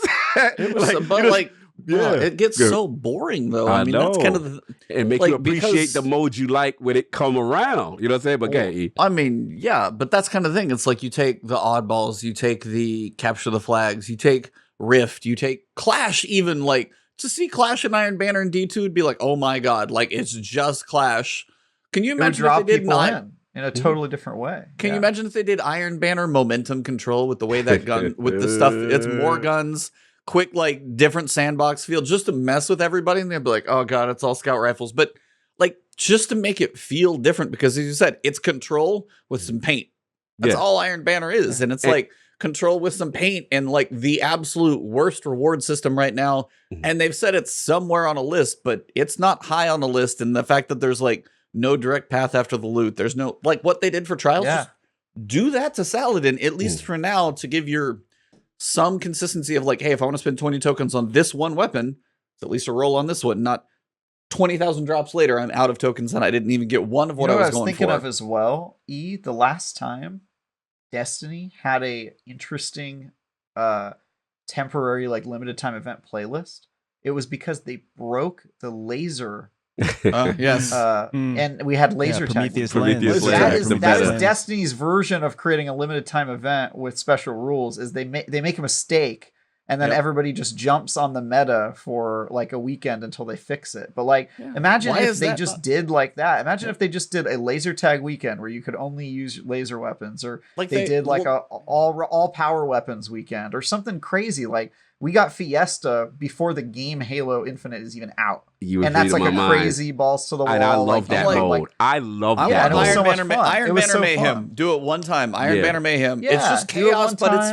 fun, and who cares? Because you don't really care about Iron Banner anyway. Have fun with it. Yeah, do Iron Banner snipers only. Do Iron Banner no shields. You know, like they have the ability to that one though. They have the ability to lock down, because you can do Scorch. So they can be like, this is all you get to use. They could literally just lock you into one weapon. You can't switch, and just be like, hey, everybody uses whatever. Like, that's what it still burns me that private matches are not custom, because I know you guys are waiting on Forge, which is another thing that will help Halo, which probably can't get here soon enough, but that's going to be 9 months away. Who knows how long Forge is going to be. But the like, why we still don't have a way to do custom, be like, you can use this in this slot and this in this slot, and that's it. And you pick the perks and just set it up, and everybody has like shoddy snipers or that's how Halo created some of their best modes, by letting the community do it. Sorry. Yeah. No, I was just gonna say I played Splitgate a little bit especially for the flavor, but I was like, I was playing it and they have, it's like SWAT, headshots, a one-hit kill, and I'm like, little pulse rifle, and it's kind of like your DMT is a one-hit drop, and you're just like, I'm like picking off heads and I hit a 10 kill streak and it's probably half bots, but I was like, why is this stuff not in there? And you're saying Halo's just open your eyes to the same thing. I'm like, Destiny has the option, and it's just like at one point, just lock it out. You're just stuck with these two things. That's all you get to use right now. Period. Yeah. I don't know if something with like the code in the back end, they can't like lock out your current weapons that you take in, but they do it with other things. There's got to be a way, and that would open up a lot of. They're using labs for trials. They need to use labs for that type of stuff. Yeah, because they've kind of dropped that ball. You know, you guys are talking about a tougher formula, right? It's a tougher formula. So we're talking about like replayability. We're talking about getting folks invested in PvP. We're talking about, you know, just attracting just the normal population to PvP. Folks that generally enjoy PvP that are maybe bored or, you know, the rewards aren't there. I will say it's probably tougher of a formula for them to design activities, limited time activities, design like an activity structure, you know, across like a week of planning or whatnot that's going to get people invested in playing PvP that week purely to play PvP because they enjoy it, right? And to get good population numbers for that, right? They're like that's tough. That's tough. And it's something that was easier. It seemed easier for them to do in D1 because we did have a variety of different playlists, and population generally was fairly sizable. So it was solid. It was solid. Certainly, we didn't have the population issues I feel like that we have right now with Destiny 2. Now, why is that the case? I'll just cut right to the chase. Loot, you know, like it all comes back to loot. You're not gonna get people are gonna go through some crazy struggles, like they're gonna play shit that they don't want to necessarily play or that they don't enjoy as much or they don't even know that they are going to enjoy. A lot of people come around to it because they end up loving a playlist. Trials is a great example of that. A lot of people got straight hooked on Trials, myself included, because the loot's great, and the loot ended up getting them over that hump where they got just good enough, just familiar enough with the playlist that they could actually enjoy it. You know, they could actually enjoy it, right? So I guess it all comes back to loot. This is a looter shooter. That's how you get people, you know, invested. That's how you pique their interest, is to give them a nice, you know, a nice consistent flow of loot. Loot that is not just consistent, but like you can expect it at certain points. You know, like it's not RNG whether you get loot or not. The loot itself the roles might be RNG, but when you actually get that loot is very structured for the most part. Yeah, and so little or what I've been preaching: lock the loot behind reaching certain ranking levels, right? And then they give it to you at the end of the season based on the highest rank you get to. Like there's games that have been doing that for a while, and even if you're not getting rewards every match, it's aspirational. It's like you're silver. Well, the gold reward is a little bit cooler. It's a little bit better. It's got more flair, better cosmetic or whatever. Then that's a reason for you to play 100 matches potentially. And make that the dope in-game loot. You know, but you know, and then have you know, maybe like mats or like, you know, some other type of like lower level loot. You know, I'm tired of mats. Lower level loot, you know, through the actual progression, you know, but it's always going to come back to loot. And a little nugget for folks, you know, like, because unfortunately I saw a few things like Iron Banner is going to get that rework, you know, for Witch Queen. It is actually going to get that rework, and it is going to be kind of dope. It is going to be kind of dope. So I'm gonna just let that sit right there. Some shit I probably shouldn't have. Yeah, let's just go ahead and not break this man's Anyway, so no, what actually you guys want a really good idea, but it made me think of something like Fiesta right now for Halo. Oh, I love it. With the event Fiesta, it's like random loadouts, right, that you guys get. But it's like we have all of they want to get into the renewed focus. Every spawn. Renewed focus of PvP. And shout out real quick, Gaming Forte with the $10 super chat. I feel so detached. You muted E. You muted E. You muted. Sorry, there you go. Touched it. You feel so Forte with the $10 super chat. I feel so detached at the moment. Crucible has been home for the last few years, but there's nothing for me to keep playing. PvP feels bare bones, and that's saying a lot when the franchise is 7 years old. I mean, it's true. I mean, and that's kind of one of those things. But I was gonna say, like, we do enough holiday events in this game if they really want to bring PvP into a balanced level, bring in like, okay, you got 3 weeks of a holiday event, make one of the triumphs, go play 50 matches of this goofy mode that we created. Maybe it is laser tag for that event, and it's just one of those things. You can play it, see how it is, and they could even do like a voting afterwards. Hey, is this a game mode you guys would like to see in rotation? Hey, is there a shoddy snipers? Hey, is there a... If they did an exotics gun game, are you kidding? How much fun would that be? Oh, hell yeah. Like Exotics the number of gun game, exotics. that'd be dope. Exotic, you have like 60 fire. to go through. You could like, Be you could have like fire. gun game 1 and gun game 2. Yep. You have so many exotics that you could pick from. Like, Yeah. and those are all going to be static rolls. So Yeah. you could have your static rolls taken care of. That type of thing would be, and use your holiday events to like give people, Yes. as you said, a reason to play them. Maybe get over the hump of like, hey, do I like it? Do I want to spend time in this one? Some of those Triumph people like Teddy will at least spend time in that and get an idea. Is this what they like? As opposed to baking the cookies for the 4th year, which I'm just like, I'm not looking forward to that. So, and then It's and funny then you so- say that, E, because they're actually going the opposite way and destroying the limited time Crucible events. We didn't get our doubles, Valentine's Day Yep. I events. know, Yeah, that's what I'm they saying. actually Like got they're rid of going them. away Yeah. from Yeah. that. Yeah. We need to bring those back. Like this is part of the PvP piece. Like if I was like, there's a piece of loot. You say loot, loot, loot, and you even mention mats as you go through. And I'm saying I don't give two. Yes, like we know. I have no, but it's like you play enough. You You rich. really don't need them. rich. No, that's what I'm Yeah, saying. you're Like rich. Let E, me tell you you, rich. PvP players are poor, Poor. because we do not have access to the mats that you do. You rich, I mean, man. and that, and then, but give them to you guys. But it's like after a while, that runs out for anyone. Of course. Is my Don't point. need the So it's loot. like, Yeah.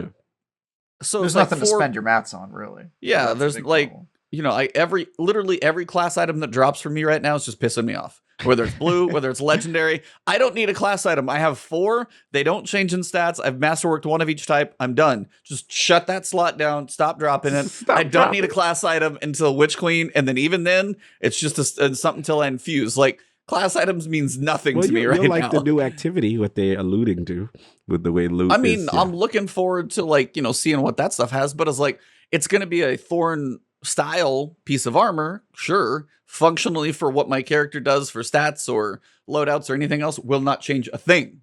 That's the problem. Like again, armor. And that's the problem I keep seeing with all of this stuff, just reading between the lines. No major changes are coming to armor right now. And for me, that's just like, it's sad because again, you can still have 4 sets of armor, and as there is no sunsetting, infusion is still there. All I'm going to do is bump up the numbers on my armor, and my armor will function the same. They might give me a few more mods to go after, but every armor drop doesn't matter to me. Trials armor looks cool, but it doesn't change the way I play.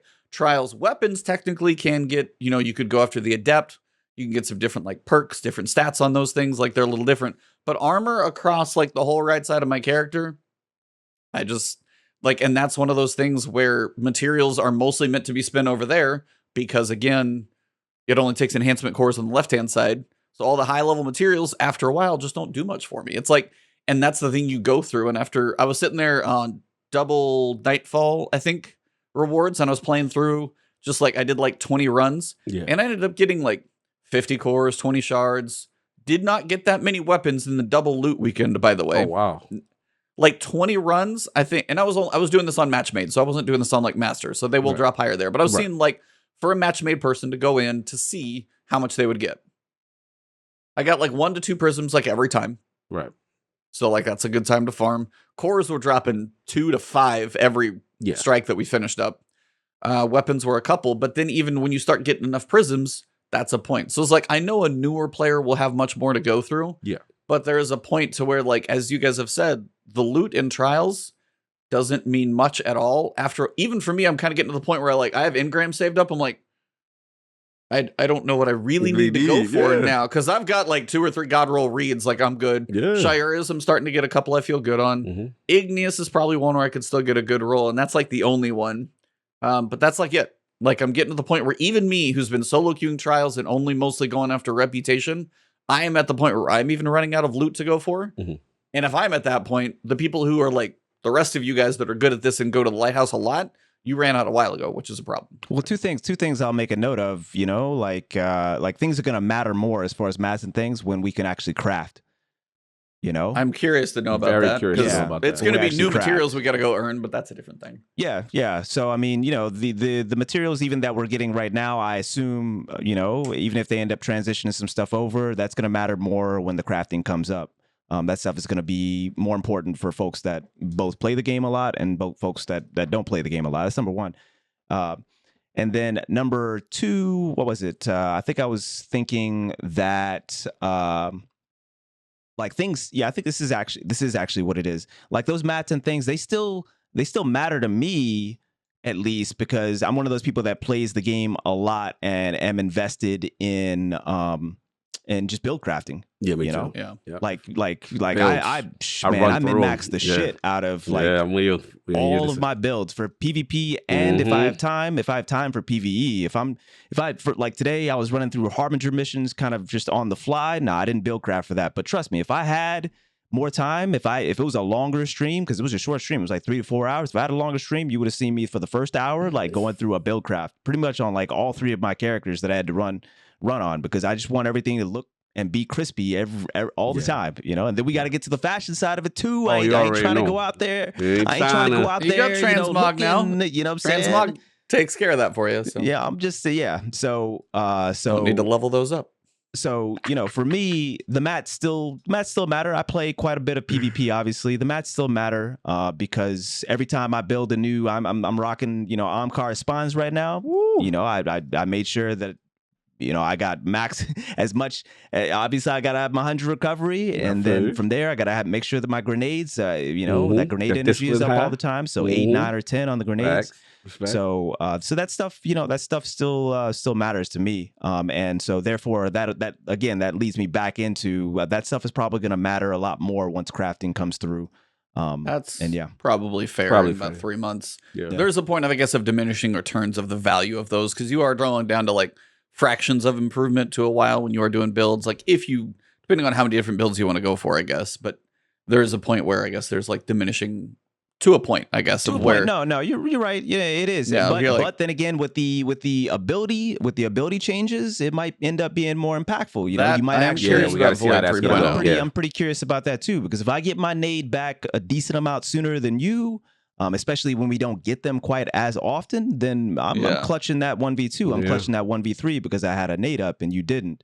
So it kind of actually moves back to year one when a buddy of mine named Fox kind of put me on to the concept of, a lot of people don't spec into their grenade. They spec into their intellect. And it's just like, look, you know, like how many times do you get your grenade often in a match, but you get your super once, maybe twice max if it goes around. Make sure that you spec into your grenade. And so I've always seen benefit in that, just not in practice, you know, like, but also just conceptually, I've seen benefit in that. And so, yeah, you know, and this is the point I was going to make, was that he made that comment in year one when abilities came through slower, when, you know, abilities more impactful because you didn't get them quite as often. Right. And we're moving, obviously not back to year one, which I would never want, but we're moving a little bit more in that direction, you know, in between, you know, kind of an ability, you know, stasis, maybe beyond light, and a year one, we're going a little bit further back to year one. So, the last thing I was going to say too is like loot refresh before I forget, like, yes, like we need a loot refresh, especially in longer seasons, but really that's what's going to help out trials the most. Yeah. Population wise, because it just doesn't, like, even people that love the game mode are still probably going to get tired of it. There's very few people that are like me, and I don't care what the loot is, I'm going to play every single weekend. Very few people are like that. Even people that love the playlist, very few people are like that. You have to have a loot refresh, because the people that get all of their loot, all that loot, you know, that is to offer within the first 3, 4, 5 weekends or whatnot, they're for the most part not going to come back. They're not going to come back, or if they come back, they're just going to play a few games, and that's going to be kind of negligible when we talk about the wider population and the benefits of having that larger population for trials. So it's like that's got to be the most important and one of the biggest priorities, I feel like, for anything the trials team does is to kind of advocate for a loot refresh, at least one mid-season, to try to keep that population high, because most times we're not going to have, like, it seems most times we're not going to have as long of a season right now. So if we do that loot refresh, we should be in a much better state, you know, come this time in a season.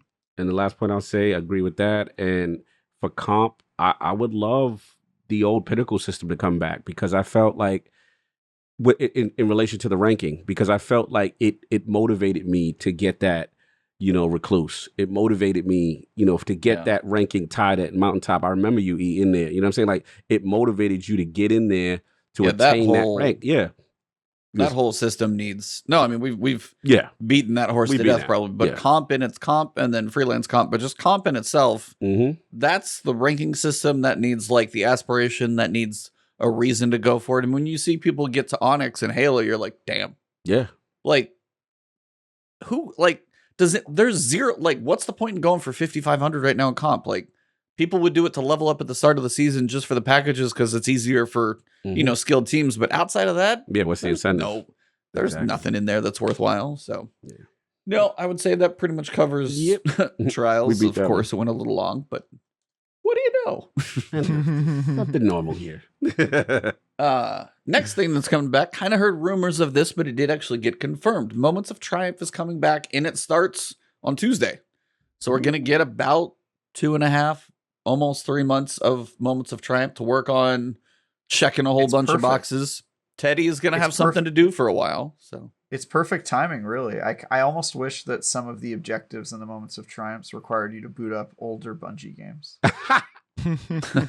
Like, you have to do, it's Moments of Bungie Triumph. Like, you have to go and like, you gotta go download Marathon on Steam. Yeah, you gotta go beat Marathon, that sort of stuff. That would be amazing. Go play Halo Reach. Go play Reach. Like that. That'd be great. Yeah, you have to go play the entire Master Chief Collection. There you go. Campaigns on really Legend difficulty, like hardest difficulty. No, not Halo 4. That's not one. Not that one. Have to, sorry, 1 through 3. 1 through 3. And Reach. And ODS3. Yeah. But yeah, that is launching. So they're going to give you a little time to work on that one for your MMIXXII seal. Triumphs will be there. And of course, they got the black and gold. Always a legit good color scheme. The Sparrow looks like, seriously, like a bullet with kind of like the taperings off the back. Yeah, I gotta get that emblem. I ain't going front door. The ghost, the emblem though, it's like that emblem. With the sword, that's very royal. It's very lordly. I need this. Yeah, very sword, kind of wrapped in its like little ribbon, and you got the little kind of wreaths on each side. Now those, go take a picture at those. And of course, there's going to be a T-shirt. No, we're gonna have to get that one, of course. But they got the Strange Coin coming back from D1, dropping a Strange Coin. And somebody even asked, I don't know if it was one of you guys. Oh, it was like before we started, I think. Do you think the Strange Coin is going to be involved in the new, I think it's the 6-player match. We'll get into the 30th anniversary here in a little bit. Do you guys think it's going to be involved in that 30th when we talk about it? I think there's no way it's a coincidence they brought that back. I think it's probably going to be the currency or the thing we're collecting for this new 6-player event. Like, that'll be the whole... You know how there's always like a currency we're grinding out in the 6 match-made events? That's going to be it. It'll be Strange Coins. That's my... You think it's going to stick around beyond the matchmaking event? Because the matchmaking event is probably going to go away after the event, right? Well, the 30th, it's a content add-on. So this is something like if you buy it for PC, you still have to go buy it on PlayStation. So wherever you buy the 30th, that's where you're playing, specifically the dungeon. I think the 6-person is free. But yeah, that content I think is going to be perpetuating into Witch Queen. It's going to be dungeon should stay, and I guess the 6-player would probably stay too. I think the content will stay. I think you'll be able to hold on to the Strange Coins, but I don't think they'll be useful outside of like this seasonal event. Like, I think it'll just be like a shame, but also understandable. I mean, new. Like they need more currencies. Can we get some glass needles to reroll my exotics? Glass needles, son. But yeah, so that actually starts Tuesday. I'll be curious to see what the deal is with all of that. Before we get into just kind of the 30th anniversary chat, which I did want to get with you guys on, kind of all the pictures and stuff that kind of exploded today. Armor mods. Real quick, I do want to touch on those. The fact that armor mods are now going to be free.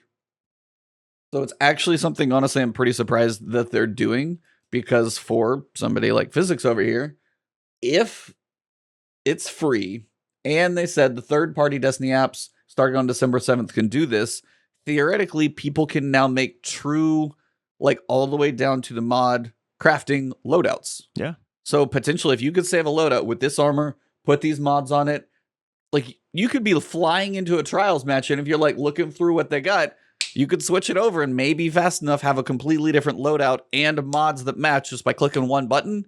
That's actually got a lot of potential for actually saving loadouts. Putting it in game would be better, but if like third parties can get it set up, that's actually kind of intriguing to see. Yeah, I'm sure they're already going to be there like day one, right? Because there's no transaction. Mhm. But I think it's time to get rid of Glimmer. Yeah, I'm getting there. Yeah, it doesn't do anything. What is it keeping you from getting at this point? What is it even gating? At this it stops you from buying the repeatable bounties because they're 3K. Normal bounties are 250, which you never feel that much, but the repeatables, which I guess can give you bright dust, are like 3K. So every so often I'll go through if I'm doing a lot of bounties. I'm like, why am I low in Glimmer? But it's just buying bounties. But outside of that, that's literally. Why shouldn't you be able to buy all the bounties that? I'm not saying you shouldn't, but it's one of their probably like time gating limitation things. Because if you don't have the currencies to go over to Spider or Rahul and Witch Queen or whatever it's going to be to exchange those and just re-up your Glimmer, that's a way to like slow you down, I guess, on bright dust so you don't get too much. But should it be an issue? No. I mean, Glimmer doesn't serve much purpose on much at this point. Yeah, the only time I've ever been disappointed in my Glimmer stock is when I'm trying to buy a Trials card, and that's pretty rare. Yeah, but that's when I realized I'm broke. Expensive thing in the game, right? That's when I realized I'm broke. I'm like, yo, I got to go to the ATM. Y'all, I'll be back. Let me go hit Spider right quick and see what's I'll be so happy when it's in the tower. That's long overdue. Like currency exchange, having to go to a different planet, be like, yeah. Really? Mm-hmm. But it is kind of nice to see if you're going to be able to apply Armor 2.0 mods, perks. Weapon perks, you'll actually be able to switch perks if you want to. Shaders, ornaments, ghost projections, which who cares about some of that? But the perks, the armor mods, those two being able to truly just set up a loadout is can actually be pretty exciting. No, that's beautiful because you can do like as far as when I'm building, a new like really, really well min-maxed optimized build. I open up DIM, open up D2 armor picker, start in D2 armor picker. Then I copy and paste it right over to DIM or whatnot. And so to like the only thing that I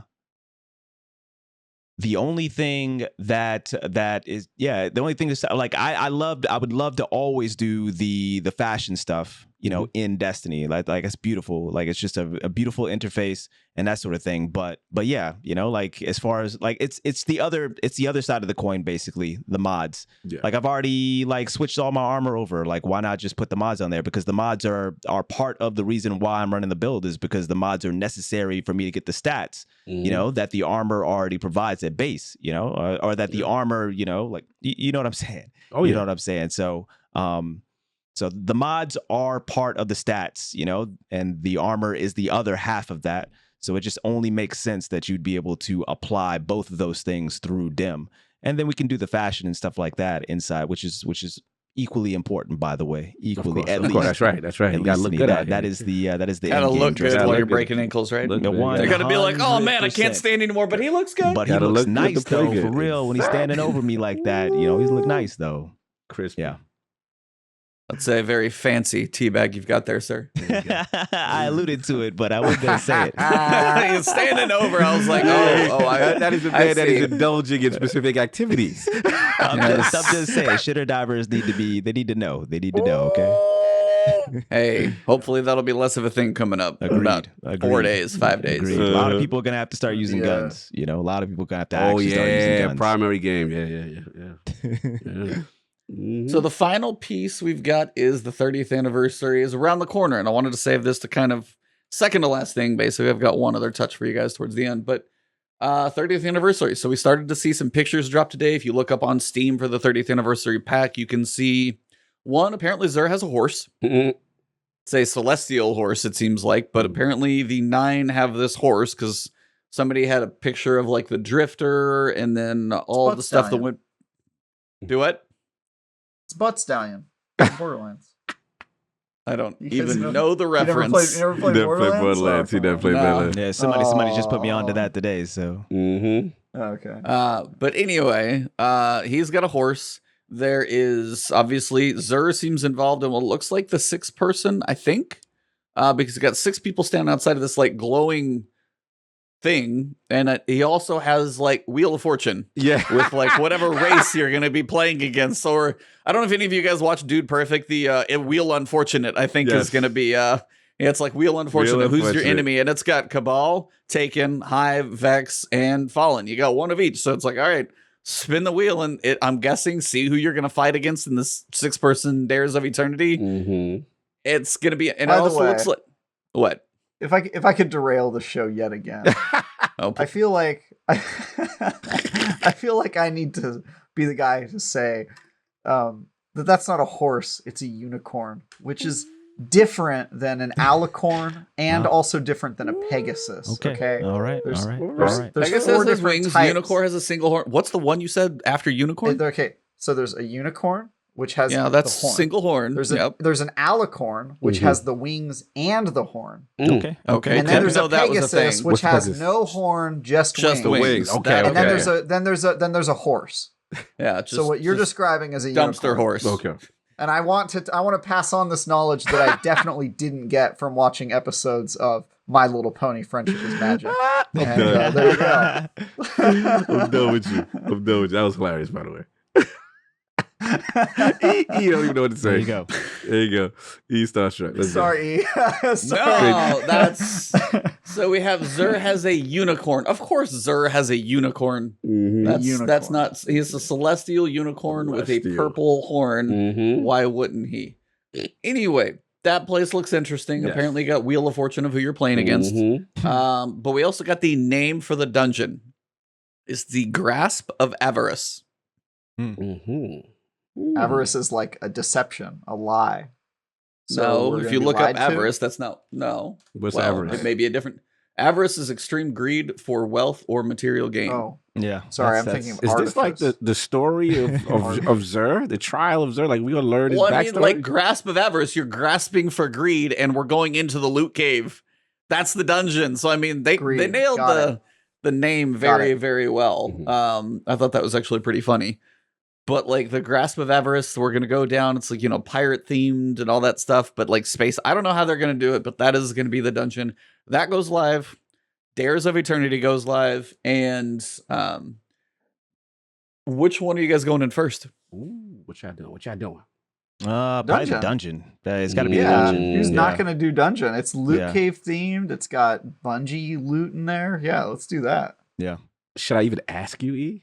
Like, Of course, it's the dungeon. I was gonna say, like, Yeah. like Yeah. you're like the I was like, Lord that's of not a question. dungeons. Now the question is if I run through by myself first to try and figure it out, or if I probably bring in like a couple people from my chat to run it the first time, so we get through it, figure out the mechanics, and then I work on my solo guide or whatever. I got to figure out content plan for that day. Mhm. It's probably beat it first because I'm guessing it's gonna kick off the Gjallarhorn quest is when you beat the dungeon. That's my hunch. That's the hunch. That's the Is where they would put it. Yeah, that's fair. Mhm. Is somewhere in there, or it's tied to it, or there's a connection. But I'm guessing that would probably be the best way to, I think, get that going. Is probably do that. So that brings me to another point of the 30th anniversary. Let's get Is Gjallarhorn. Yeah, let's talk about it. How spicy of a fireball do you think is? How spicy of a meatball, I should say, do you think this Gjallarhorn is going to be? Because I was actually, I think it was Tassie. I was listening to one of his. Mhm. Just they are in an interesting position because Mhm. Gjallarhorn has. They're marketing their delayed season expansion you have to pay for with one gun Mm. and a catalyst. So it can't suck. It can't come out like cryosthesia. It can't be like, hey, it can't come out like a turd. Mhm. But it also, they're afraid of breaking things. So what do you guys, where do you guys think on a scale of like hotness, 1 to 10, where is it going to fall? And 2, what do you think the catalyst is going to do? It's confirmed it's a Ooh. catalyst too. Catalyst, ornament, and weapon are coming with this pack. Gally got a caddy. Yeah. Oh, Yeah, Yeah, that's I mean, confirmed. the catalyst probably has to be like increased tracking or something, right? It's got to. I mean, it's got. It's going to be truth. It's going to be truth, Gjallarhorn. Are you here's- kidding? I think what it's I going to be think. truth. Well, I think that's it's gonna be terrifying. truth plus Eyes of Tomorrow. It's just going to be a better Eyes of Tomorrow, basically. Oh my God. I It's going to don't be know. like I don't truth. know. I don't know. It comes back and then it's like, all right. Gjallarhorn in its final form. Yeah, But I mean, it's gotta power level be 9,000 spicy. now. I'm thinking it's gotta like come through at least at like a 7 or 8. It's just got a history. It's got, it's got so much history in the community. I don't think it's like the last word. It can't come through neutered. It can't come through neutered. Last word didn't come through neutered. I think it will. Ooh. You think it will? So what's the theory? I think it Let's will. just I get don't into think. the I don't stuff think they then. can make it as strong as it was. So Okay. I think that. Yeah, I don't think. It'll be Yeah. kind of. It'll be meh without the catalyst, and Right. the catalyst will make it pretty Galley. good. Yeah. But it'll. Yeah, that's what I think it'll be. I think it could be kind of nice because it's heavy. You don't have to worry about it really breaking PvP too much because it is heavy, and heavy doesn't For come sure. up like that. Mhm. There's not a lot of heavy in PvP right now, right? That being the I don't case, think they're worried about PvP at all. I think they're worried about PvE. Sure, Especially with Witch but like Queen on the horizon. But the what's last but Yeah, they thing could Witch always Queen nerf, they raid could always is- nerf it by Witch Queen though. That's like True. months, They and that could be the do thing. tend to There's, be no, coming there's in nothing hot to use It it could be on one of the during things. this- It could be one of the during things to this hold everybody period, off. though, It could be one of the things to hold everybody off until Witch Queen to make us feel powerful in PvE. I can I see don't that. know. Interesting. I I can think see there's this more. is- I think there's I more of a can see reason that to for make sure. it strong off the bat, at least until Witch Queen, than to because you got to get people to come back too. A lot Right. of people have moved on to other games because the season's been long. I think there's more of a reason to make it strong out the gate than there is to kind of neuter it out the gate. To be honest, I would agree because I think that, let's be real, like the populace outside of the hardcore is probably going down. You got to get people back, right? And they've historically have overtuned. Things have come in hot. You know what I'm saying? Yeah. Like even Yeah, with especially what was exotics, that especially sword? exotics. The Final Fantasy VII looking sword that is super OP when it Talking about debuted. Lament? Oh man, You talking about why am I Lament? forgetting it with Clovis Bray? The anti-barrier exotic sword. Why are we Lament. Lament? There we go. Lament. Like Lament was Oh, when man. Lament I first just said dropped. that. Yeah, man. Yeah, that was busted. Oh, I It was can't wait. By the way, nasty. random tangent. I can't wait for Arbalest to be barrier. Mhm.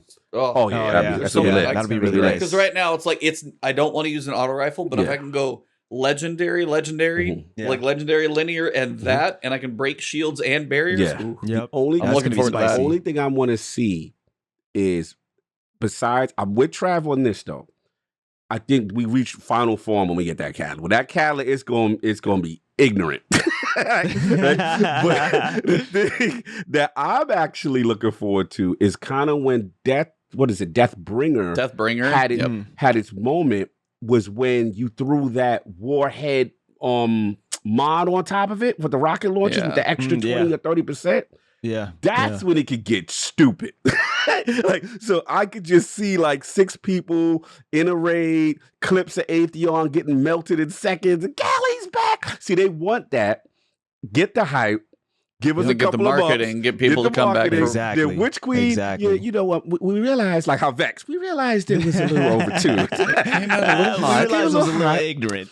Minus 30% on the Wolfpack round. Yeah, the cayenne pepper was a little high. We pulled back a little bit on that Yeah. spice. Yep. Like, I don't know, man. what you think? What you think, Trav?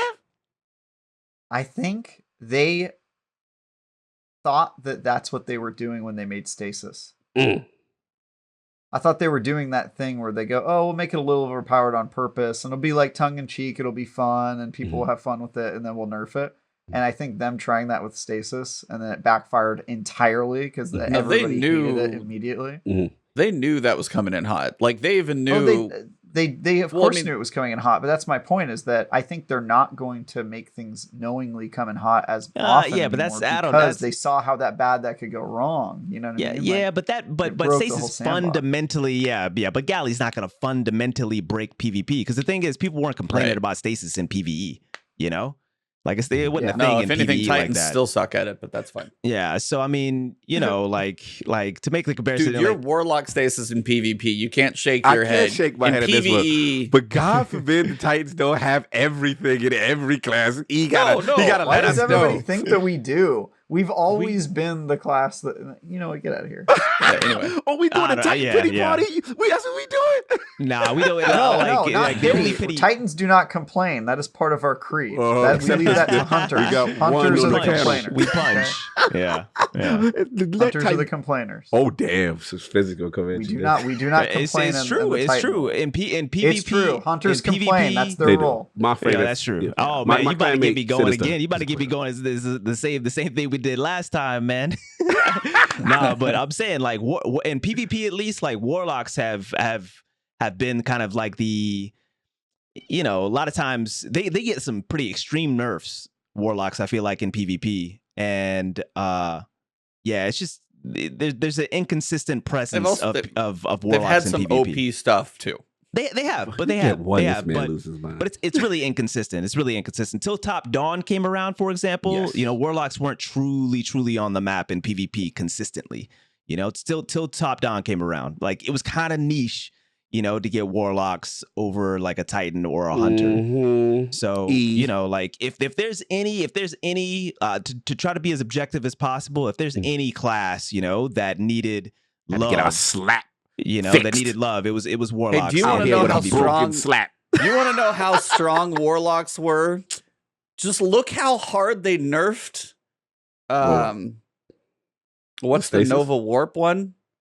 Oh, you talking about that was so strong. They nerfed it into the ground. They were so scared of that thing, and it's been trying to come back to life. Yeah. And again, they took it too far, but that's how scared they were of that Nova Warping going around. Do to warlocks, and handheld Supernova's still been a thing. To be honest, that's what they do to warlocks. They really it really does seem like I've noticed the pattern with warlocks is when warlocks do end up getting that OP status, they come in like hard, like fucking strong. They nerf the shit out of it. Running around for weeks with Roman supers that lasted, the season of the hammers, the mask of I could see you through the wall when I tracked you. Don't get me started on how long you can freeze me in my super and I'm a ball of fire. And look how that's still a thing. These seasons still a are. thing. I think I agree with you. I just think that you guys are allowed to misbehave longer. When we finally get something, the big hammer comes down hard, quick. So I think the difference is outside of when hammers haven't been this bad. I really don't outside of when hammers started OP. You pop the hammer. Okay, I was about to say. Back in D1. I was like hammers. It's true. Yeah, when you heard that OG clank, everybody ran. And then that was the biggest shutdown for Titans. Now I will say that for sure. But I will also say like the Warlocks have had bigger peaks with some of their OPness I'll agree with that. than Titans have since then. I would agree with that. I would agree with that. Yes, I would agree with that. Yeah, and Titans peaks have been higher. Is all I'm getting at. Their peaks are lower, but their weaknesses are also lower. They're sort of just like the moderates of the world. That's why I say Titans don't complain. We just deal with what's going on. Except we let the Warlocks cry. We let the Hunters especially cry. Hunters be crying, yo. You let them ego everybody. You let the Hunters do whatever they're gonna do. We all agree there. Yeah, we all agree there. I do feel Hunters complain the most. Oh, they do, man. And it's like okay, everybody knows that your guys's are the most made for PvP. Yes. Like we get it. You have the jump that's best for PvP. If you actually listen to Kevin Giannis, he still agrees with that. Yeah. Well, no, but if you actually listen to what is it, Fireside Chat. Mm-hmm. Fireside Chat. Yeah, the one with the 5, like, Fallout, Cool Guy, Mark, all them. Yeah. Kevin Giannis says he's like, we're okay with a class being better in PvP. They basically they know that hunters are better in PvP, and that dodge that they're going to get a little clip in the hamstring there, but like the dodge is still one of the firing range. Thank you. I'm just blanking. They flat said it, like, there you go. It's like there's a reason, because it is that dodge is the most functional thing in PvP. You can put up a wall that's slow. Yes. The well has some benefits now, especially with your little turrets and stuff. But that dodge can change the course of any gunfight faster than anything else. Break tracking on tracking things towards it. Now they finally nerfed that. You know what I'm saying? Because that was the thing. I remember throwing an Axiom bolt, and my bolt gets confused because all the hunter got to do is just dip and be like, "Yeah, please." It's like, see ya. Yeah, that thing ain't catching nothing. Yeah. So, but I will say on the other side, PvE as a hunter, when I've run it, which I haven't run in a while, I've been on my Titan for a while, but PvE as a hunter on the other side, I agree. I tend to feel squishy. I agree. So but granted, the invisibility is been a pretty beneficial thing for groups, at least. So they have their ups and Again, downs on sides for sure. We Warlocks tend to are fall like the best for PvE. Yeah, Hunters exactly. tend to be the best for PvP, and again, Titans are the And moderates. cut out the middle They're, ground. like, Agreed. pretty good at both. Yep. Yeah. We have our ups, we have our downs. Yeah. So the last thing I wanted to ask you guys as we get close to 2 hours here, and I was actually talking with chat the other night and thinking about this one as well. We're on this 10-year saga. I know this is going to take us off a little tangent, but I kind of want to see what you guys think. We're on this like 10-year saga. We know we've got Witch Queen, February 2022. Lightfall, hopefully 2023. Final Shape, 2024. How do you guys expect us? Because they say Destiny 2 will continue. And I was just a random question of how you guys think the franchise will continue.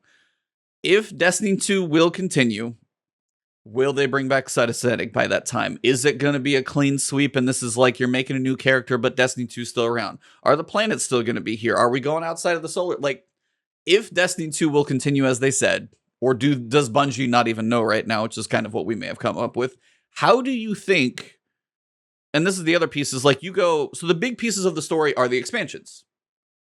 Generally, our seasons are telling a lot more stories, but how do you take it to where Witch Queen, new planet, that one, and we're going to have season 17, 18, 19 stuff that takes us through to Lightfall. Then we're going to have the big expansion, the content, all that stuff, probably a new destination, season.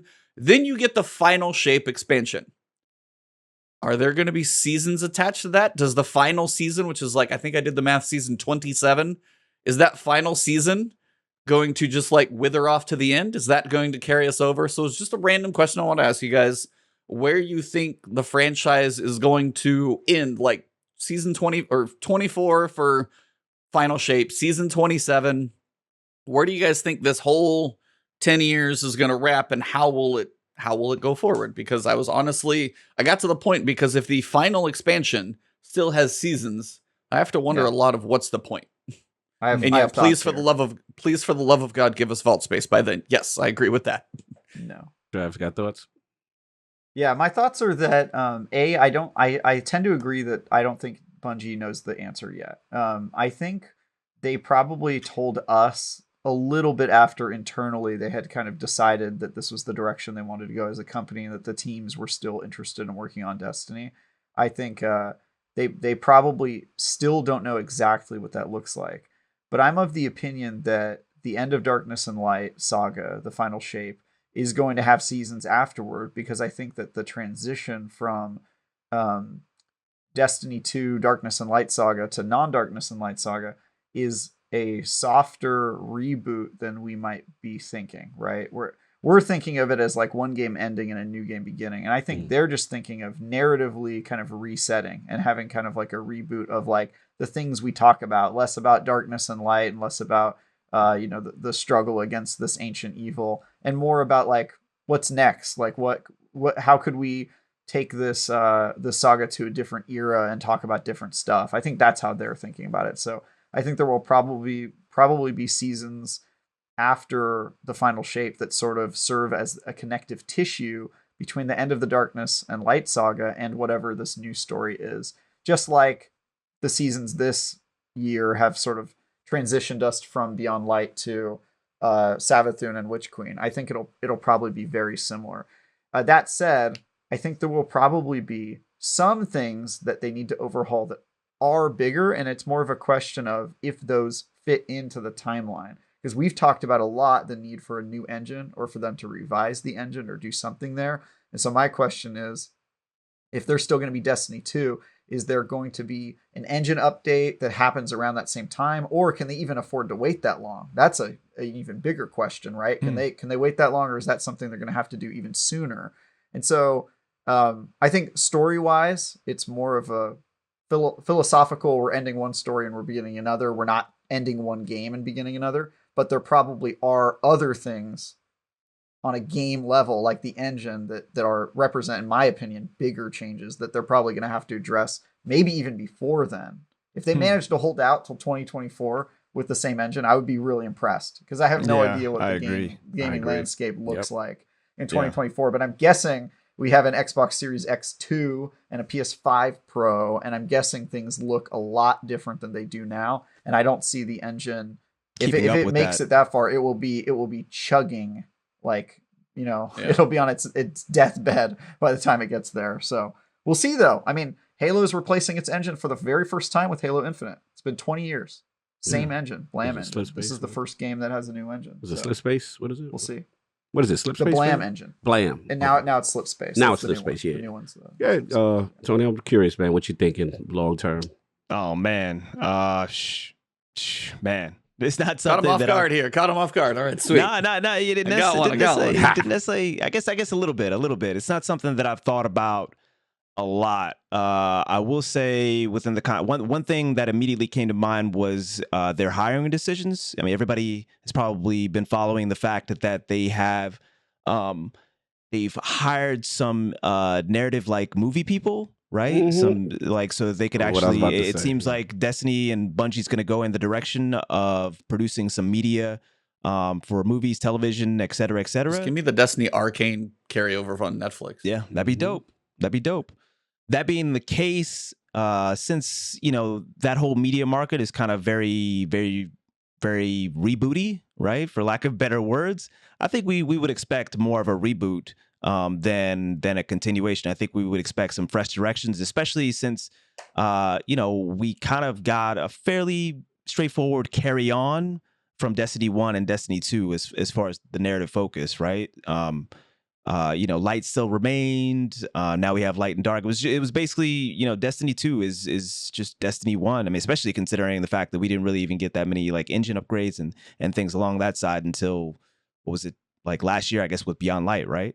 Right. So yeah, I would expect more of a reboot, I guess, is what I'm saying, is what I'm thinking. Taking us in a much more fresh direction than we got with the Destiny 1, Destiny 2 transition. What is it going to look like that final year? I would always expect that final year, that final 6 months to be kind of like a Rise of Iron type of situation where they aren't able to really hold down like heavy resources, coming into Destiny 3, where if it's Destiny 3, it's like it's got to be on a new engine. It's got to be on a new engine, 100%. It's got to be a new engine, and that's probably going to take quite a bit of their resources. I mean, they're expanding, right? But still, it's going to take quite a bit of their resources. So, if I was going to guess, I would definitely look for a very, very chill, stagnant. Live team only type of like hands-on thing going for like the last like 6 months, 9 months. And I would expect more of a reboot than anything else going into Destiny 3. Those are kind of my thoughts based on, what I've seen in the context surrounding what Bungie's going through specifically as a company and their hires and that sort of thing. Completely agree with both of you. I think you guys are both on fire. I think that's exactly what's going to happen. Them cementing Destiny 2 will continue to me show that the roadmap is way longer. I do think the final, I'm not getting caught up with the final shape stuff, because I'm with Trav. I think that is just narrative beat. I think that the story will continue, seasons will continue, and I think it's all contingent. What happened? The crossfade to the next, to the next. Like one blends in over the other one, and then you're moving on. This is just a narrative thing. All ends are beginnings, as the stranger told us. They're just going to break down some new narrative beats, and it'll probably be interesting and cool. But what I agree with Tony is the fact that if you look at, we just did a Defining Duke about this, and I brought up Destiny, and it comes down to the interest of the games industry and the movie industry right now, kind of having this marriage, this relationship where they can both be lucrative. And I think they're seeing it right now, because you're seeing things like The Witcher. You're seeing when it's actually done right and the attention is paid to the lore. And then we've got the evidence right before us. I mean, we've seen Luke Smith and Mark Noseworthy now be elevated to the purveyors of the Destiny universe for music, TV, film, or whatever. So they're looking to expand this thing to the outstretches and really take Bungie to the next level. And I think that's still part of the plan. Now, ultimately, I know this, you ain't gonna like this part because I know how you feel about the engine. Okay. I think ultimately what happens is that we're still stuck with D2. They'll iterate slowly, right? They'll iterate on engines on the back end stuff. That's why I think Destiny Content Vault exists, because there's that size limitation, reboot it out, bring it through, but that's going to keep D2 longer in the tooth. But what I do agree with Travis said eloquently is that at some point, the base PlayStation, everyone will be at the next generation and maybe by the end of Final Shape and stuff. And then they can financially, as a corporation, say, okay, we have the engagement now. Everyone's on the next gen platforms. They're on the high end PCs. The base, we've pushed the limit there, and then they can kind of justify it. But right now, with the chip shortages, the adoption rate being very hard on next generation consoles, they can't justify making a D3 right now. And I think ultimately that's kind of where we are right now. So it's going to be a while. It's going to be a while. I think my prediction is going to be sunsetting. I think will return at some point. I still going to still stand on it. I think sunsetting will return at some point. They'll ease it in some way, some fashion, because of power creep. I think that because that really technically hasn't got eliminated, and I think that, we're just going to get more story. We're going to get more story, more seasons, that kind of bit, and they will keep content vaulting and adding new stuff to ease chagrin. Sorry, I know how you feel about that. I want the engine too. I want dedicated. You know how it is. I want dedicated servers. Yeah. I want all that stuff. It's just I just don't think that's going to happen for D3. I honestly just don't.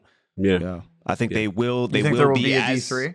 I think that I don't know if there'll be a D3. That's a good question. They might just stick with whatever their new IP is and just let that run after Destiny finishes, or they might start up a new IP in order to, supplement whatever their new IP is and where that new IP leaves, what's lacking, in comparison to Destiny, the Destiny franchise. But what I do not see happening, honestly, in Destiny 2's, lifetime. Is I don't see it going to a brand new engine, and I don't see dedicated servers. I just definitely don't. They've got smart people over there. They're working on it. They continue to, be on top of it as far as, the best that they can. What I do see is they just continuing to be creative about how they keep this series alive, Tiger, and productive. I gotta shout out to Tiger Ridge. I'm doing my Saget Tiger uppercut voice. Sorry. Tiger uppercut. Tiger. It's all about the tigers and cheetahs. Fighter too. Yeah, tigers and cheetahs. Throwback there. Throwback, man. Throwback. E. I'm somewhere between all of you guys. I think the biggest thing is I think it makes sense that it is going to be some type of blend. I think it's just going to feel weird. What I wonder about the whole blend, if Lightfall's the end of the Light and Dark saga, if they say Destiny 2 will continue, as you said, sunsetting feels like it kind of has to come back, or is that when they do do they do a reset at that point with do they wipe your vault? Is there a point where they do actually clean you out? Oh, like a narrative beat for it? Yeah, they blow up the tower again for some reason or whatever. That's because, at some point we are, if power creep sunsetting, power creep sunsetting. How many horizontal moves and perks can we get? I know, Tony, you like making builds, but it's there's going to be a point where they run into a limit or a wall of we can only reiterate this stuff so many times. So I wonder if they want to fix some of the narrative problems with Destiny 2. One of the outs they have is killing our character at the end of Darkness and Light. Ooh. That solves a few problems. It means that the next game can be more focused on narrative and actually give us voice actors and not be so attached to this kind of semi-silent protagonist that we've known for all these years. It can also clear out our vault space and give a fresh restart to the loot that we have and all that stuff. And there's also changes to the world, stuff like that, but there could be a reason that our Guardians aren't around anymore, or possibly Guardians entirely aren't around anymore. We really don't know what the final shape. What are we? Yeah, we don't know what the world is going to look like at the end of the Darkness and Light saga. So I think there's a lot of opportunity to be out with the old and with the new narratively.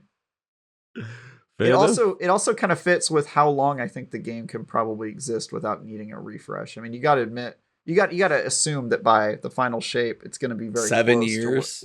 It's going to be very close to where it was at with the Season of the Drifter. When we were all at max power creep levels before they finally implemented sunsetting. So it's going to be pretty bad. Yeah.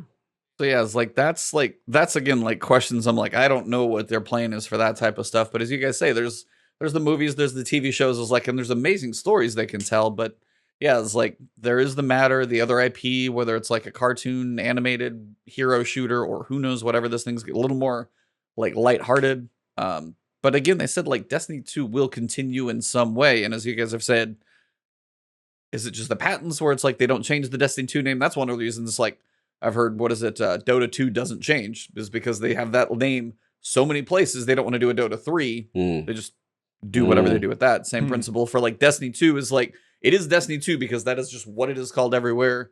That like websites and everything else is just like stuck, and that's fine. But how does it come back? What do we go forward?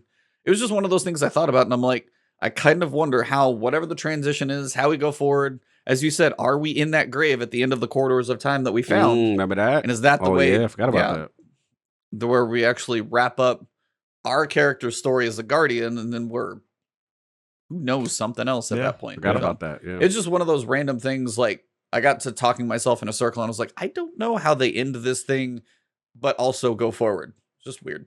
So. Random thought I had. Sorry to take us down that tangent. No, I it was a great tangent. Great tangent. I haven't thought about it too much, so that's it was great. I agree. Well, now I've planted that weird seed of Inception in your head. Good luck with that. And now we all have a reason to live until 2024. We have to find a way to get there. We have to know. We gotta know. We have to gotta figure know. it out. We gotta know. We gotta see how it all comes together. So, well, anybody else have anything else? I think at this point we've probably hashed out a pretty good episode. Just shout out to the weapon ornament changing.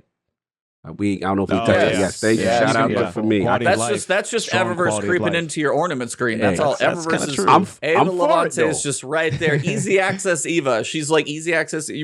That's just like pull out your cell phone and be like, oh, it's your microtransaction in your mobile game now. That's listen, man. Eva Levante is now on your weapons. I've been wanting the ornament I want on demand for a long time. So this for me. Shout out to our longest running segment. We didn't get to do it today, even though we had a PvP main here. I know. But I mean, you could ask him real quick. Ask him real quick. Yeah. Come on, let's get it out. All right, if we want. Yeah, let's do it. All right, Tony, my friend. Yes, we have a longest running segment here on the show. It's been around for, well, who can even remember? Who can even remember? And probably got a pretty fine point when you joined the series, but that's the segment is called "Let's Help Ebontis," and it is a segment I like to do when we bring PvP mains on to help Ebontis get out of the depths of serfdom that he exists in, as in the world of competitive Destiny. So the way I like to do this is I ask our PvP main guest, what is one tip that you think every PvP aspirant player should know that might make them a better player? We've heard the 2-second rule.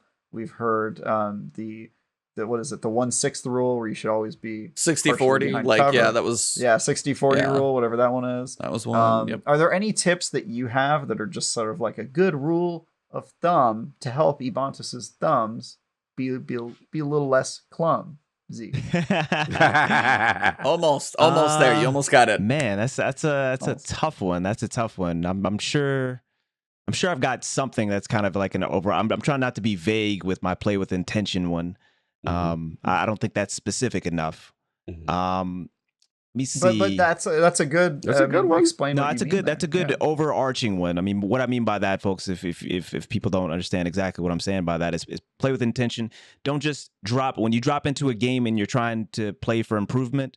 Like you are playing with the intention for improvement. Therefore, you are being mindful of how you are playing, and then once you finish playing, whether it be that engagement, whether you're finished playing that game, you are going back in your mind and you are trying to figure out, okay, well, I should have done this right here. Oh, I did a great job with that. It's kind of like being mindful in the moment. I mean, whether you record your gameplay to watch later. This is kind of like a microcosm of that, like in the moment, being mindful of how you were playing, how you were engaging, and then switching things up, almost immediately in order to kind of rectify or to double down on something that you thought you did really well in engagements. So that's kind of like we could talk about that for like a while. But if I was going to give something a little bit more specific, and kind of in the same vein as that, if you're playing a trials game, for example, or even sixes, don't worry about this person over here. Worry about that engagement in front of you. If you watch me play, you will see me laser focused on one person in front of me. That's it.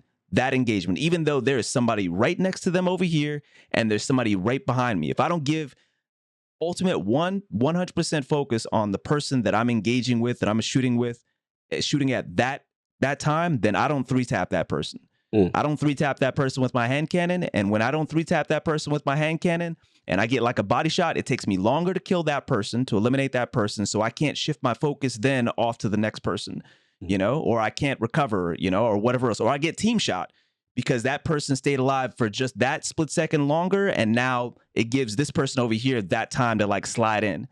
So if there was like a tip, it's just like, don't worry about dying to the second person. Don't worry about that second engagement, that third engagement that's going to happen in the future. Worry about that one engagement in front of you. Give that person your full attention. Now, there are exceptions like target switching and things like that. We can get into that later, but that's got to be the thing I see people get distracted with the most whenever I'm running my community customs, is just like they're so worried about this or that over there, which are important things to worry about. They may end up being a threat. But you can't control everything. Control that one thing in front of you. Make sure you get a good engagement right there. Get the optimal TTK, and then you can make a decision. Then you can make a plan for the second person. Then you can make a plan for the third person. I'm a very serial player for the most part. And what I mean by serial and not He's a parallel, serial killer. Yeah, I like that. Right off the phone book. Kill him. Kill him. Kill him more ways Kill him than on the phone one. one by one. Mark him off the list. Yes. Serial player. Kill him. Sounds like a really I know talented somebody's going to talk chauvinist. Oh boy, Serial player. Yes, I like serial that's too. called a gigolo. We can make a lot of jokes about that, but all I'm saying is, like, if folks are familiar with the concept of like a serial pattern versus like a parallel, somebody So is playing this in like parallel. grape nuts versus cinnamon I toast knew crunch? it was coming. I knew it was coming. I knew we was gonna get the cinnamon toast. I knew it was getting coming. This is what you're dealing with on the show. This is I know. our IQ level. You're talking about like the actual definition of cereal, and we're here with our Wheaties wondering what the heck you're talking about. I love it. This is our level. Yeah, but I go from one engagement and give my full focus, my 0 to 100s, everything that I do, and so I give my full attention to Cognito.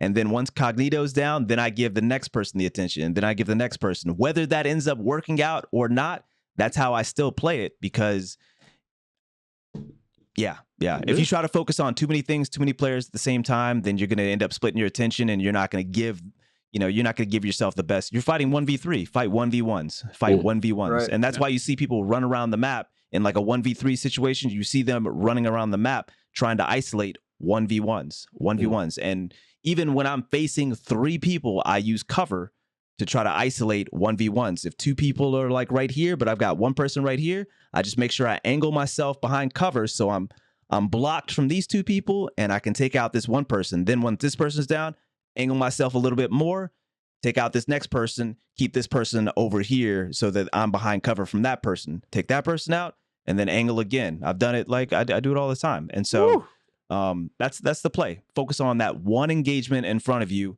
and don't worry about whether you die to like the second or third person. You're just in a better situation when you can give 100% of your attention and 100% of your shot, 100% of your skill to that one person in front of you, and then keep it moving from there. That's right. Then we need Hard to go wrong with that one. Beat them, teabag, and cereal emote. Okay, all right. Yeah. No, I did want to actually say, like, I knocked out, I haven't done a lot of catalyst in a while. I think I finished up like 15 catalysts or some stupid amount that I did. I got sleeper to drop. My sleeper catalyst had not dropped, and I've done more nightfalls than I know. So that finally dropped. I'm like, okay, so where am I going to go do this? I went into the throwaway. Just in time. Went into the throwaway, and I started working on one. I was like, well, I need to shoot other stuff. So I'm like, okay, what other things? I started just pulling out. I'd start switching weapons between what ammo's sitting on the ground and going back and forth. And then I had to take cryosthesia into PvP.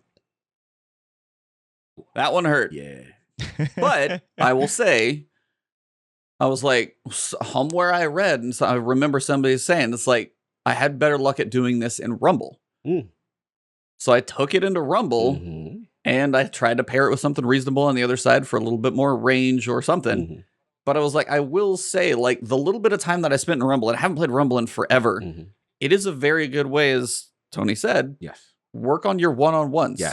Because all of those are typically going to be there. Now, granted, as you said, you can focus on this one and get shot and finished up over here. But if you beat that one-on-one, that's what almost all of those are going to be. So if you want to practice your one-on-one skill, whether it's range, understanding a map, or seeing those pieces, like if you beat them in the gunfight, then you can start applying that in other places. And I was just going to say, it's like, don't totally sleep on Rumble. You may get stomped, and I'll get stomped plenty, because there's like, I'll be like, oh, you're tied for third at 9, and the other guy's at like 20. I was like, well, I got some, but it's like, it is a way for you to practice that one-on-one gunfighting. So it was a way that I was like, I hadn't done that in a while. I did finish it, but that was probably the hardest catalyst I did. Yeah, it's a good test for me too. When it's sometimes I like to see the efficiency of specific weapons that I sometimes fall in love with, but how good are they in certain one-on-one engagements? And I like to test out. Rumble's good for that. And like you said, like Tony said, just the focusing, that razor focus on engagement, it really helps you refine your skills. So yeah, I agree with that. Yeah. Well, as we wrap this thing up, the floor is going to be yours, sir. Physics, Tony. I called you both at some point. So where can people find you? What do you like doing? Where can they jump into your customs and get you to review that? What do you got going on? The floor is yours. Let them know where they can find you, when, and how. Hey, thank you. I appreciate it. Thank you so much again for always being so kind and bringing me out here. And we just always have such great conversations. And I love hearing you guys' perspectives. All you guys are such smart people, knowledgeable people, and I always learn something, And so, yeah, I just this really coming from the guy with the master's in engineering, by the way. Salute to him. Look, degrees ain't everything. Degrees ain't everything, So, oh boy. So I truly appreciate it. Thank you so much. As far as where you can find me illPhysics on Twitter. You can find me illPhysics on Twitch. Those are my two biggest platforms. In Discord, it's discord.gg/illPhysics. Jump in the Discord. It's a public Discord. We got a great community, over 1,000 strong in there. Just awesome, beautiful people.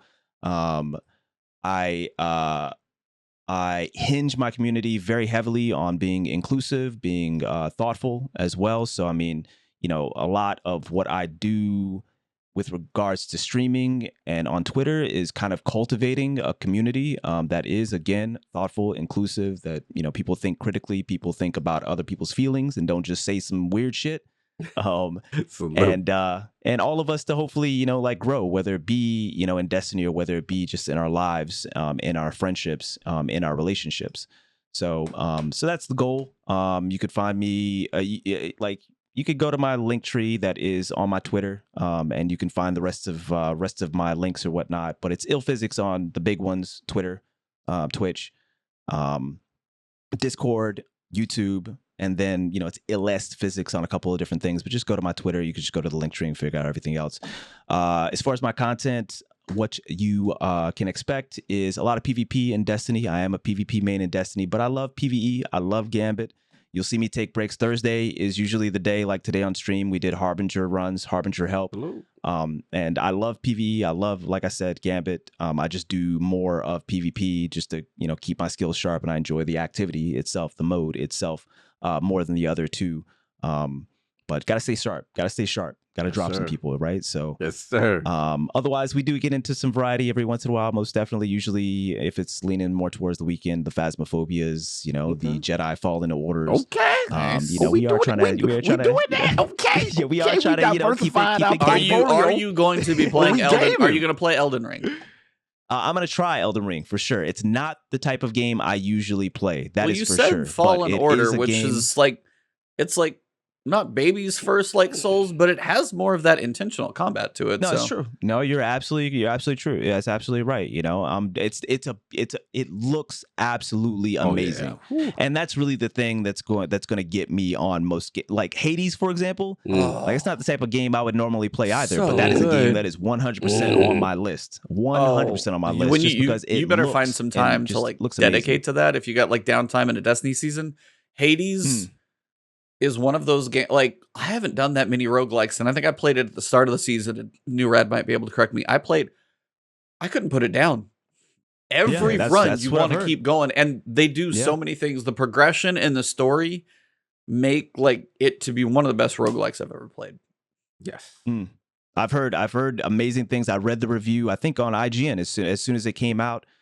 So yeah, I'm excited to try it. I don't get the opportunity to try new games often, but it is definitely on my list. And so that's my point with Elden Ring is it just looks beautiful. I don't care if it looks amazing.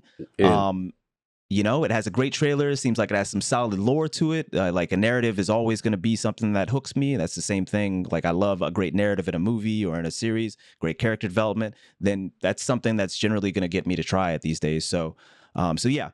Every once in a while, you get some variety. As far as kind of community-oriented content that I do in Destiny, the main one that folks know me for is something that we do on Sundays at 2 p.m. Eastern called Community Customs, and that's where I kind of get back to my community and the wider community at large. And like, I never want to gatekeep really anything, knowledge, whether it be from streaming or from video editing and things like that. Somebody asked me, I'm gonna try to give that experience in a very detailed way so that, folks can up their game as well. I want to be able to kind of, I like the concept of all ships rising together, not just me, I see more benefit in that community wise. So Community Customs is a great way for me to do that and for me to share that 7 years of high level PvP experience. And it's where I don't play the customs myself. I spectate through the eyes via either like a Twitch stream or a YouTube stream. Like everybody streams, or to the Discord, which is more likely. Everybody streams individually, one by one. They play customs in a trials format, and I spectate and I listen through, and then I have my pad and I write down for that individual, constructive feedback, constructive criticism with regards to their gameplay and what I see and what can help them. But also, at the very least, equally, what's important as well is to double down on things that they do great, the positives that I like, whether it be great plays, great reaction, great thinking, great shooting, or whether it be something super creative that I just haven't seen before that I want to make sure that they double down on, because I want folks to have fun first and foremost. It can't just be that, like, people get burnt out if it's all just about competitive play, just trying to get better. That's the focus. No, in the end, the focus has to be falling back on, hey, I'm having a good time, I'm having fun. I'm using a build that I want to use, even though it may not be a meta build, even though it may not be a competitive build. It's something that I really enjoy, and I want to make sure that I reinforce that.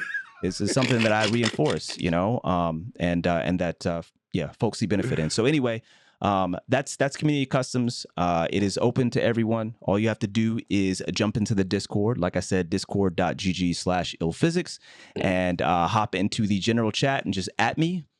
At Tony, or, whatever my role is up there, Still Physics or Tony, both of those accounts are mine. And just ask me for the Padawan role, which is after, obviously, Star Wars. Okay. And once you just got brownie points with Travis right there. Up now. You done scored bad points with Travis now. Right there in the end. Every once in a while, every once in a while, I have a guest mentor that comes through who's generally better at the game than I am, and they actually have the Jedi role. So. So you got to get Trav part of this team. This is speaking his Star Wars soul right now. So every Wednesday or Thursday, I ping the Padawan role in the Discord, ask who wants to participate in Community Customs for Sunday. I pick 6. Everybody's there at 2 p.m. Eastern, and then I stream it, and then we just go through each of the 6. And what's your role then? Are you Jedi Master? What's the? I'm still a Jedi, but I don't actually have it. I'm just physics. I'm just physics, and I'm the professor. So the Jedi professor metaphor role is really just falls off. You need to be on the Well, Jedi it's not Council or something. You need to be part of it. Yeah, we In need the a Jedi end- Council. I want there to be a full hierarchy here. True you know? enough. In the end, the Discord and my theme follows illPhysics and physics and science. More than anything else. So my role is the professor role, right? Got The Jedi role, the Star Wars, that incorporation is kind of like a subset of that. A subset of that. Okay. I see Well, what you you're could be saying. the Jedi. If your others, do the others come in as Jedi Master or just Jedi? They come in as Jedi, just Jedi. Oh, so just Jedi. is there a Jedi Master, Travis? Is that a thing? Versus a Jedi? The thing is, a lot of the people that are Jedi are better than me at the game. So I mean, That's why I wouldn't you could be Jedi. Master, They could be Jedi Master, and then the Jedis are learning from the Padawan. That's actually totally fine, illPhysics, because lots of Jedi Knights are better than Jedi Masters. It's really just a bureaucracy. If we're gonna really get into it. It's all about the politics there's now. There's a whole sect I like of it. Jedi I like it. Masters. It's really political. And then if we want to talk about the Jedi Council, getting on that is like basically like you're a politician at that point. So. Here we go. Got you. Understood. Yeah. We almost So made it that's where you through. can find me. Almost. Yeah, almost. almost made it through without me talking about Fast and Furious, Star Wars, and somehow I was talking about My Little Pony. I didn't Hey, expect we that. family in here. We We got family. unicorns. We family. Okay. Yeah, we got it all. We got it all. Yeah. Well, So Travis, that's where you can find me. That's Yeah. that's the content. Yeah. No doubt, brother. Travis, do you have a happier review in your future? I hope.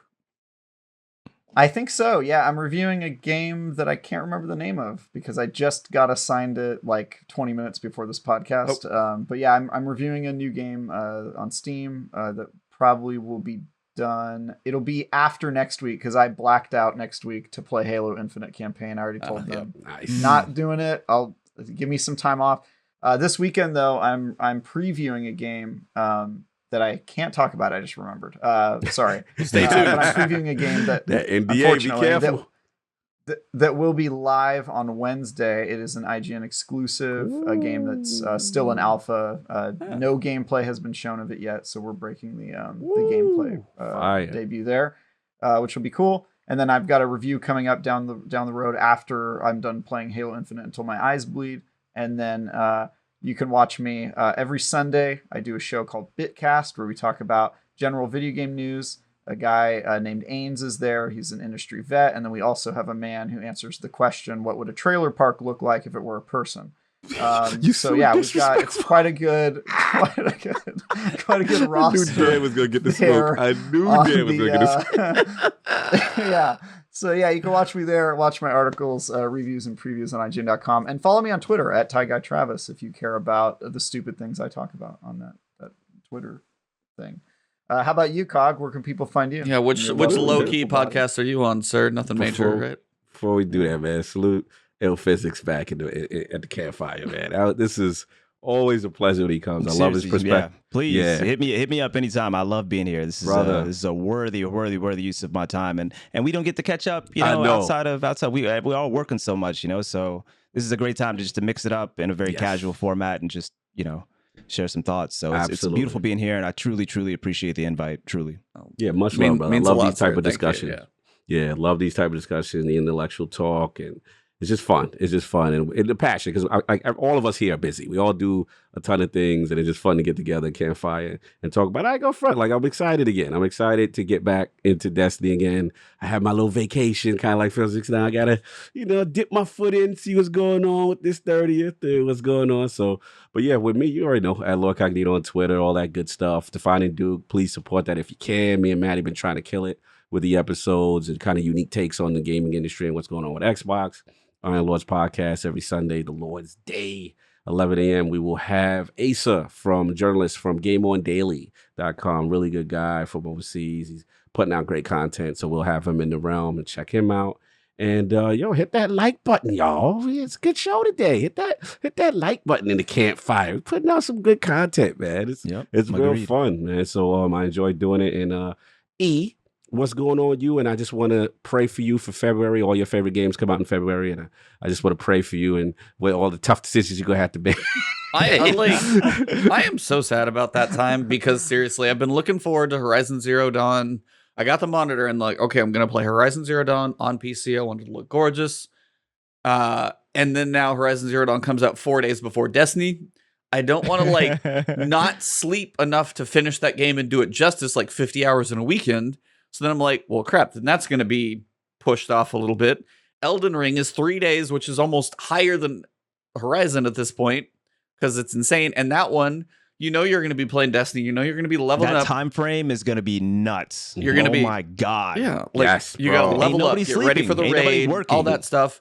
And I was like, but I want to be part of like Elden Ring when it's fresh. But I don't part of the discussion. Yeah. Yeah, I was like, Horizon, I'm know. just going to miss, but it's a story and I'll get to it when I get to it. But I was like, I'll play that if I ever get some down. But Elden Ring is one of those, like, There's moments. There's moments in games. It's like playing Pokemon Go now versus the summer it came out. Like, that's the moments- extreme Yeah, it's gotta be example fair. because, Yeah. Got to be part of the zeitgeist, man. Got to be part of it. So it's like, we will be drinking lots of advanced GG focus. Use code Ebontis for me. We got, what is yours? Physics? What is your code? Yep, it's physics. Physics. Yep. Okay, Physics. that's what I thought. Yep. No Use doubt. code physics for Tony. I will probably be living on a little bit of that, probably more than I should, trying to sleep when I can. What's going on? Why you not No, I'm saying in February because there's not enough time February, to play yeah, all the yeah, games. February. Yeah, it's Yes, really yes, yes, not. yes. It's really not. But other than that, yeah, it's like now that I got my monitor and, you know, we're going to see what happens on Tuesday. I want to see if I can knock out Ratchet and Clank before. I don't Nice. think it's going to be that long, but I was like, I've been waiting to see as pretty as that Get thing's it going to done. look. But then it's like Death Stranding, Horizon on PC, Guardians. Like I got some other stuff in my backlog now, and we got a good time for it. So that's what I'm looking forward to, is setting that stuff up and streaming that variety of things while still kind of working on Destiny in the background. But I mean, we're gonna have some stuff to do, but it's not gonna be as big as people I think because it's a lot of ornaments, it's a dungeon and weapon, but it's, you know, you're gonna run out and kind of get back to the usual. So we will see. But I mean, lots of TV shows to watch as well, and I can't keep up with all that. I don't know how some people can play all the games they do and then And watch all the somehow shows, watch all the yeah. shows that they do. Everything. I have like friends. They're like, "Have you watched this? No. Have you watched? No." Like, I just now started Squid No. Games. Just now started. I just finished it, Cog. I was right there with you. Bro, like, I'm so behind late shows on because everything. Who Yeah. has time for Episodes. shows? So Oh, now, unless like, I unless would my see hands- references on Twitter, Trav, and I didn't know what Yeah. people would talk about. And No. I'm like, oh, this is why they was dressed up like this. This is what this means. Yeah. Like, it was, Yeah. it went No, over my head. It definitely it lives up to it. But my Yes. rule is, unless my hands are busy, like I'm eating something, I'm not watching the show. I'm playing a video. I'm playing game. the Like, games. I'm not gonna. Mhm. Yeah. So yeah, that one. Very Yeah, when you specific watch rule. episode 6, give me a buzz because I'm on three. boy. I'm on three. They wildin' right now. yeah, let me know when you finish 6, and Okay. just send me a text. I don't care the hour. 6, I Just got you. I want your true feelings after 6. okay. But yeah, you guys know where to find me if you guys do enjoy the shows. As they've said, like the podcast if you're in here live listening. If you guys are made it this far in, if you listen to us on iTunes, listen to us on Spotify, if you listen to us anywhere, video or audio, please, drop the reviews, give the likes, whether it's on Iron Lord's podcast channel. If you go to lordsofgaming.net, go What's find up? Travis's review and just Yes. leave a fun comment for Nerf. But I don't suggest you play it. don't buy the game. Don't buy the game. Do not buy it. Don't play But that see if you can game. come up You with a will funny regret all your Nerf decisions. comment and see how well you can do there. And please, please go find this man, Physics, Tony. Hang out in his community, see what his community is like. Hang out in his Twitch streams. Go join his Discord. Anything you can. It's a good place to be, and it's a positive atmosphere, appreciate so you cannot go wrong hanging out with this man. I appreciate it. And for the I do record, get a little spicy. In Hey, it's competitive okay. matches. We like the Just spice. love it. Spice you is know, good. love it. I Spice. do get a little spicy, but I'm just saying. Got it. I In live the for end, the it's spice. all Yeah. love, sportsmanship, and just trying to improve myself and share that with my community. So no definitely. doubt. And Absolutely. for the record, last word received the buff with the glasses today. I'm just telling you, I see the energy. It's fire, y'all. We buffed. I'm telling you, we got a buff this week. I'm telling y'all, man, glasses is the goal. Fair enough. Yeah, that's what we do. These are blue light glasses, but yeah. My vision's not perfect. It's like, 20, 35. So it's like I go from like I can see mostly fine. It's like, or if I want to see high def, that's like my Bro, difference. you and Travis on fire. I'm telling y'all. Podcast next level, y'all. Well, thank you guys very much, everybody in chat. You guys have been absolutely fire. Tony, sir, again, thank you. Travis, of course, love My to have you pleasure. here. And Cog, my co-host, who started Flashpoint. Somebody's like, there's been 2 phases. And they were like pre-Travis and post-Travis. And I was like, there was 3 because we were Flashpoint before we were ever on the campfire. So shout out to Scarrow for letting us get the name. Yeah, no, I get, absolutely. We would have had to go to court. We had to get that copyright approval. And we still have MSNBC who could come down on us, but hopefully that didn't happen either. But we don't know about that. Different we got Hogue Law. We'll bring Hogue Law for the episode. We'll say do you have to pay Scarrow royalties? Is that part of the deal here?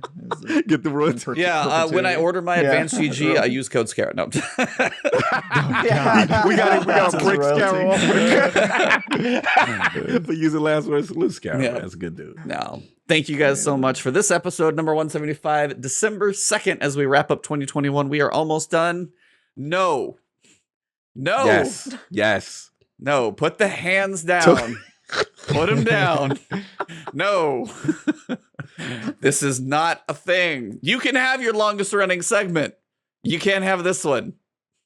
If you aren't watching the video, you have no idea what we're talking about. But anyways, as we wrap this one up, thank you guys very much. This episode, it has been the last word.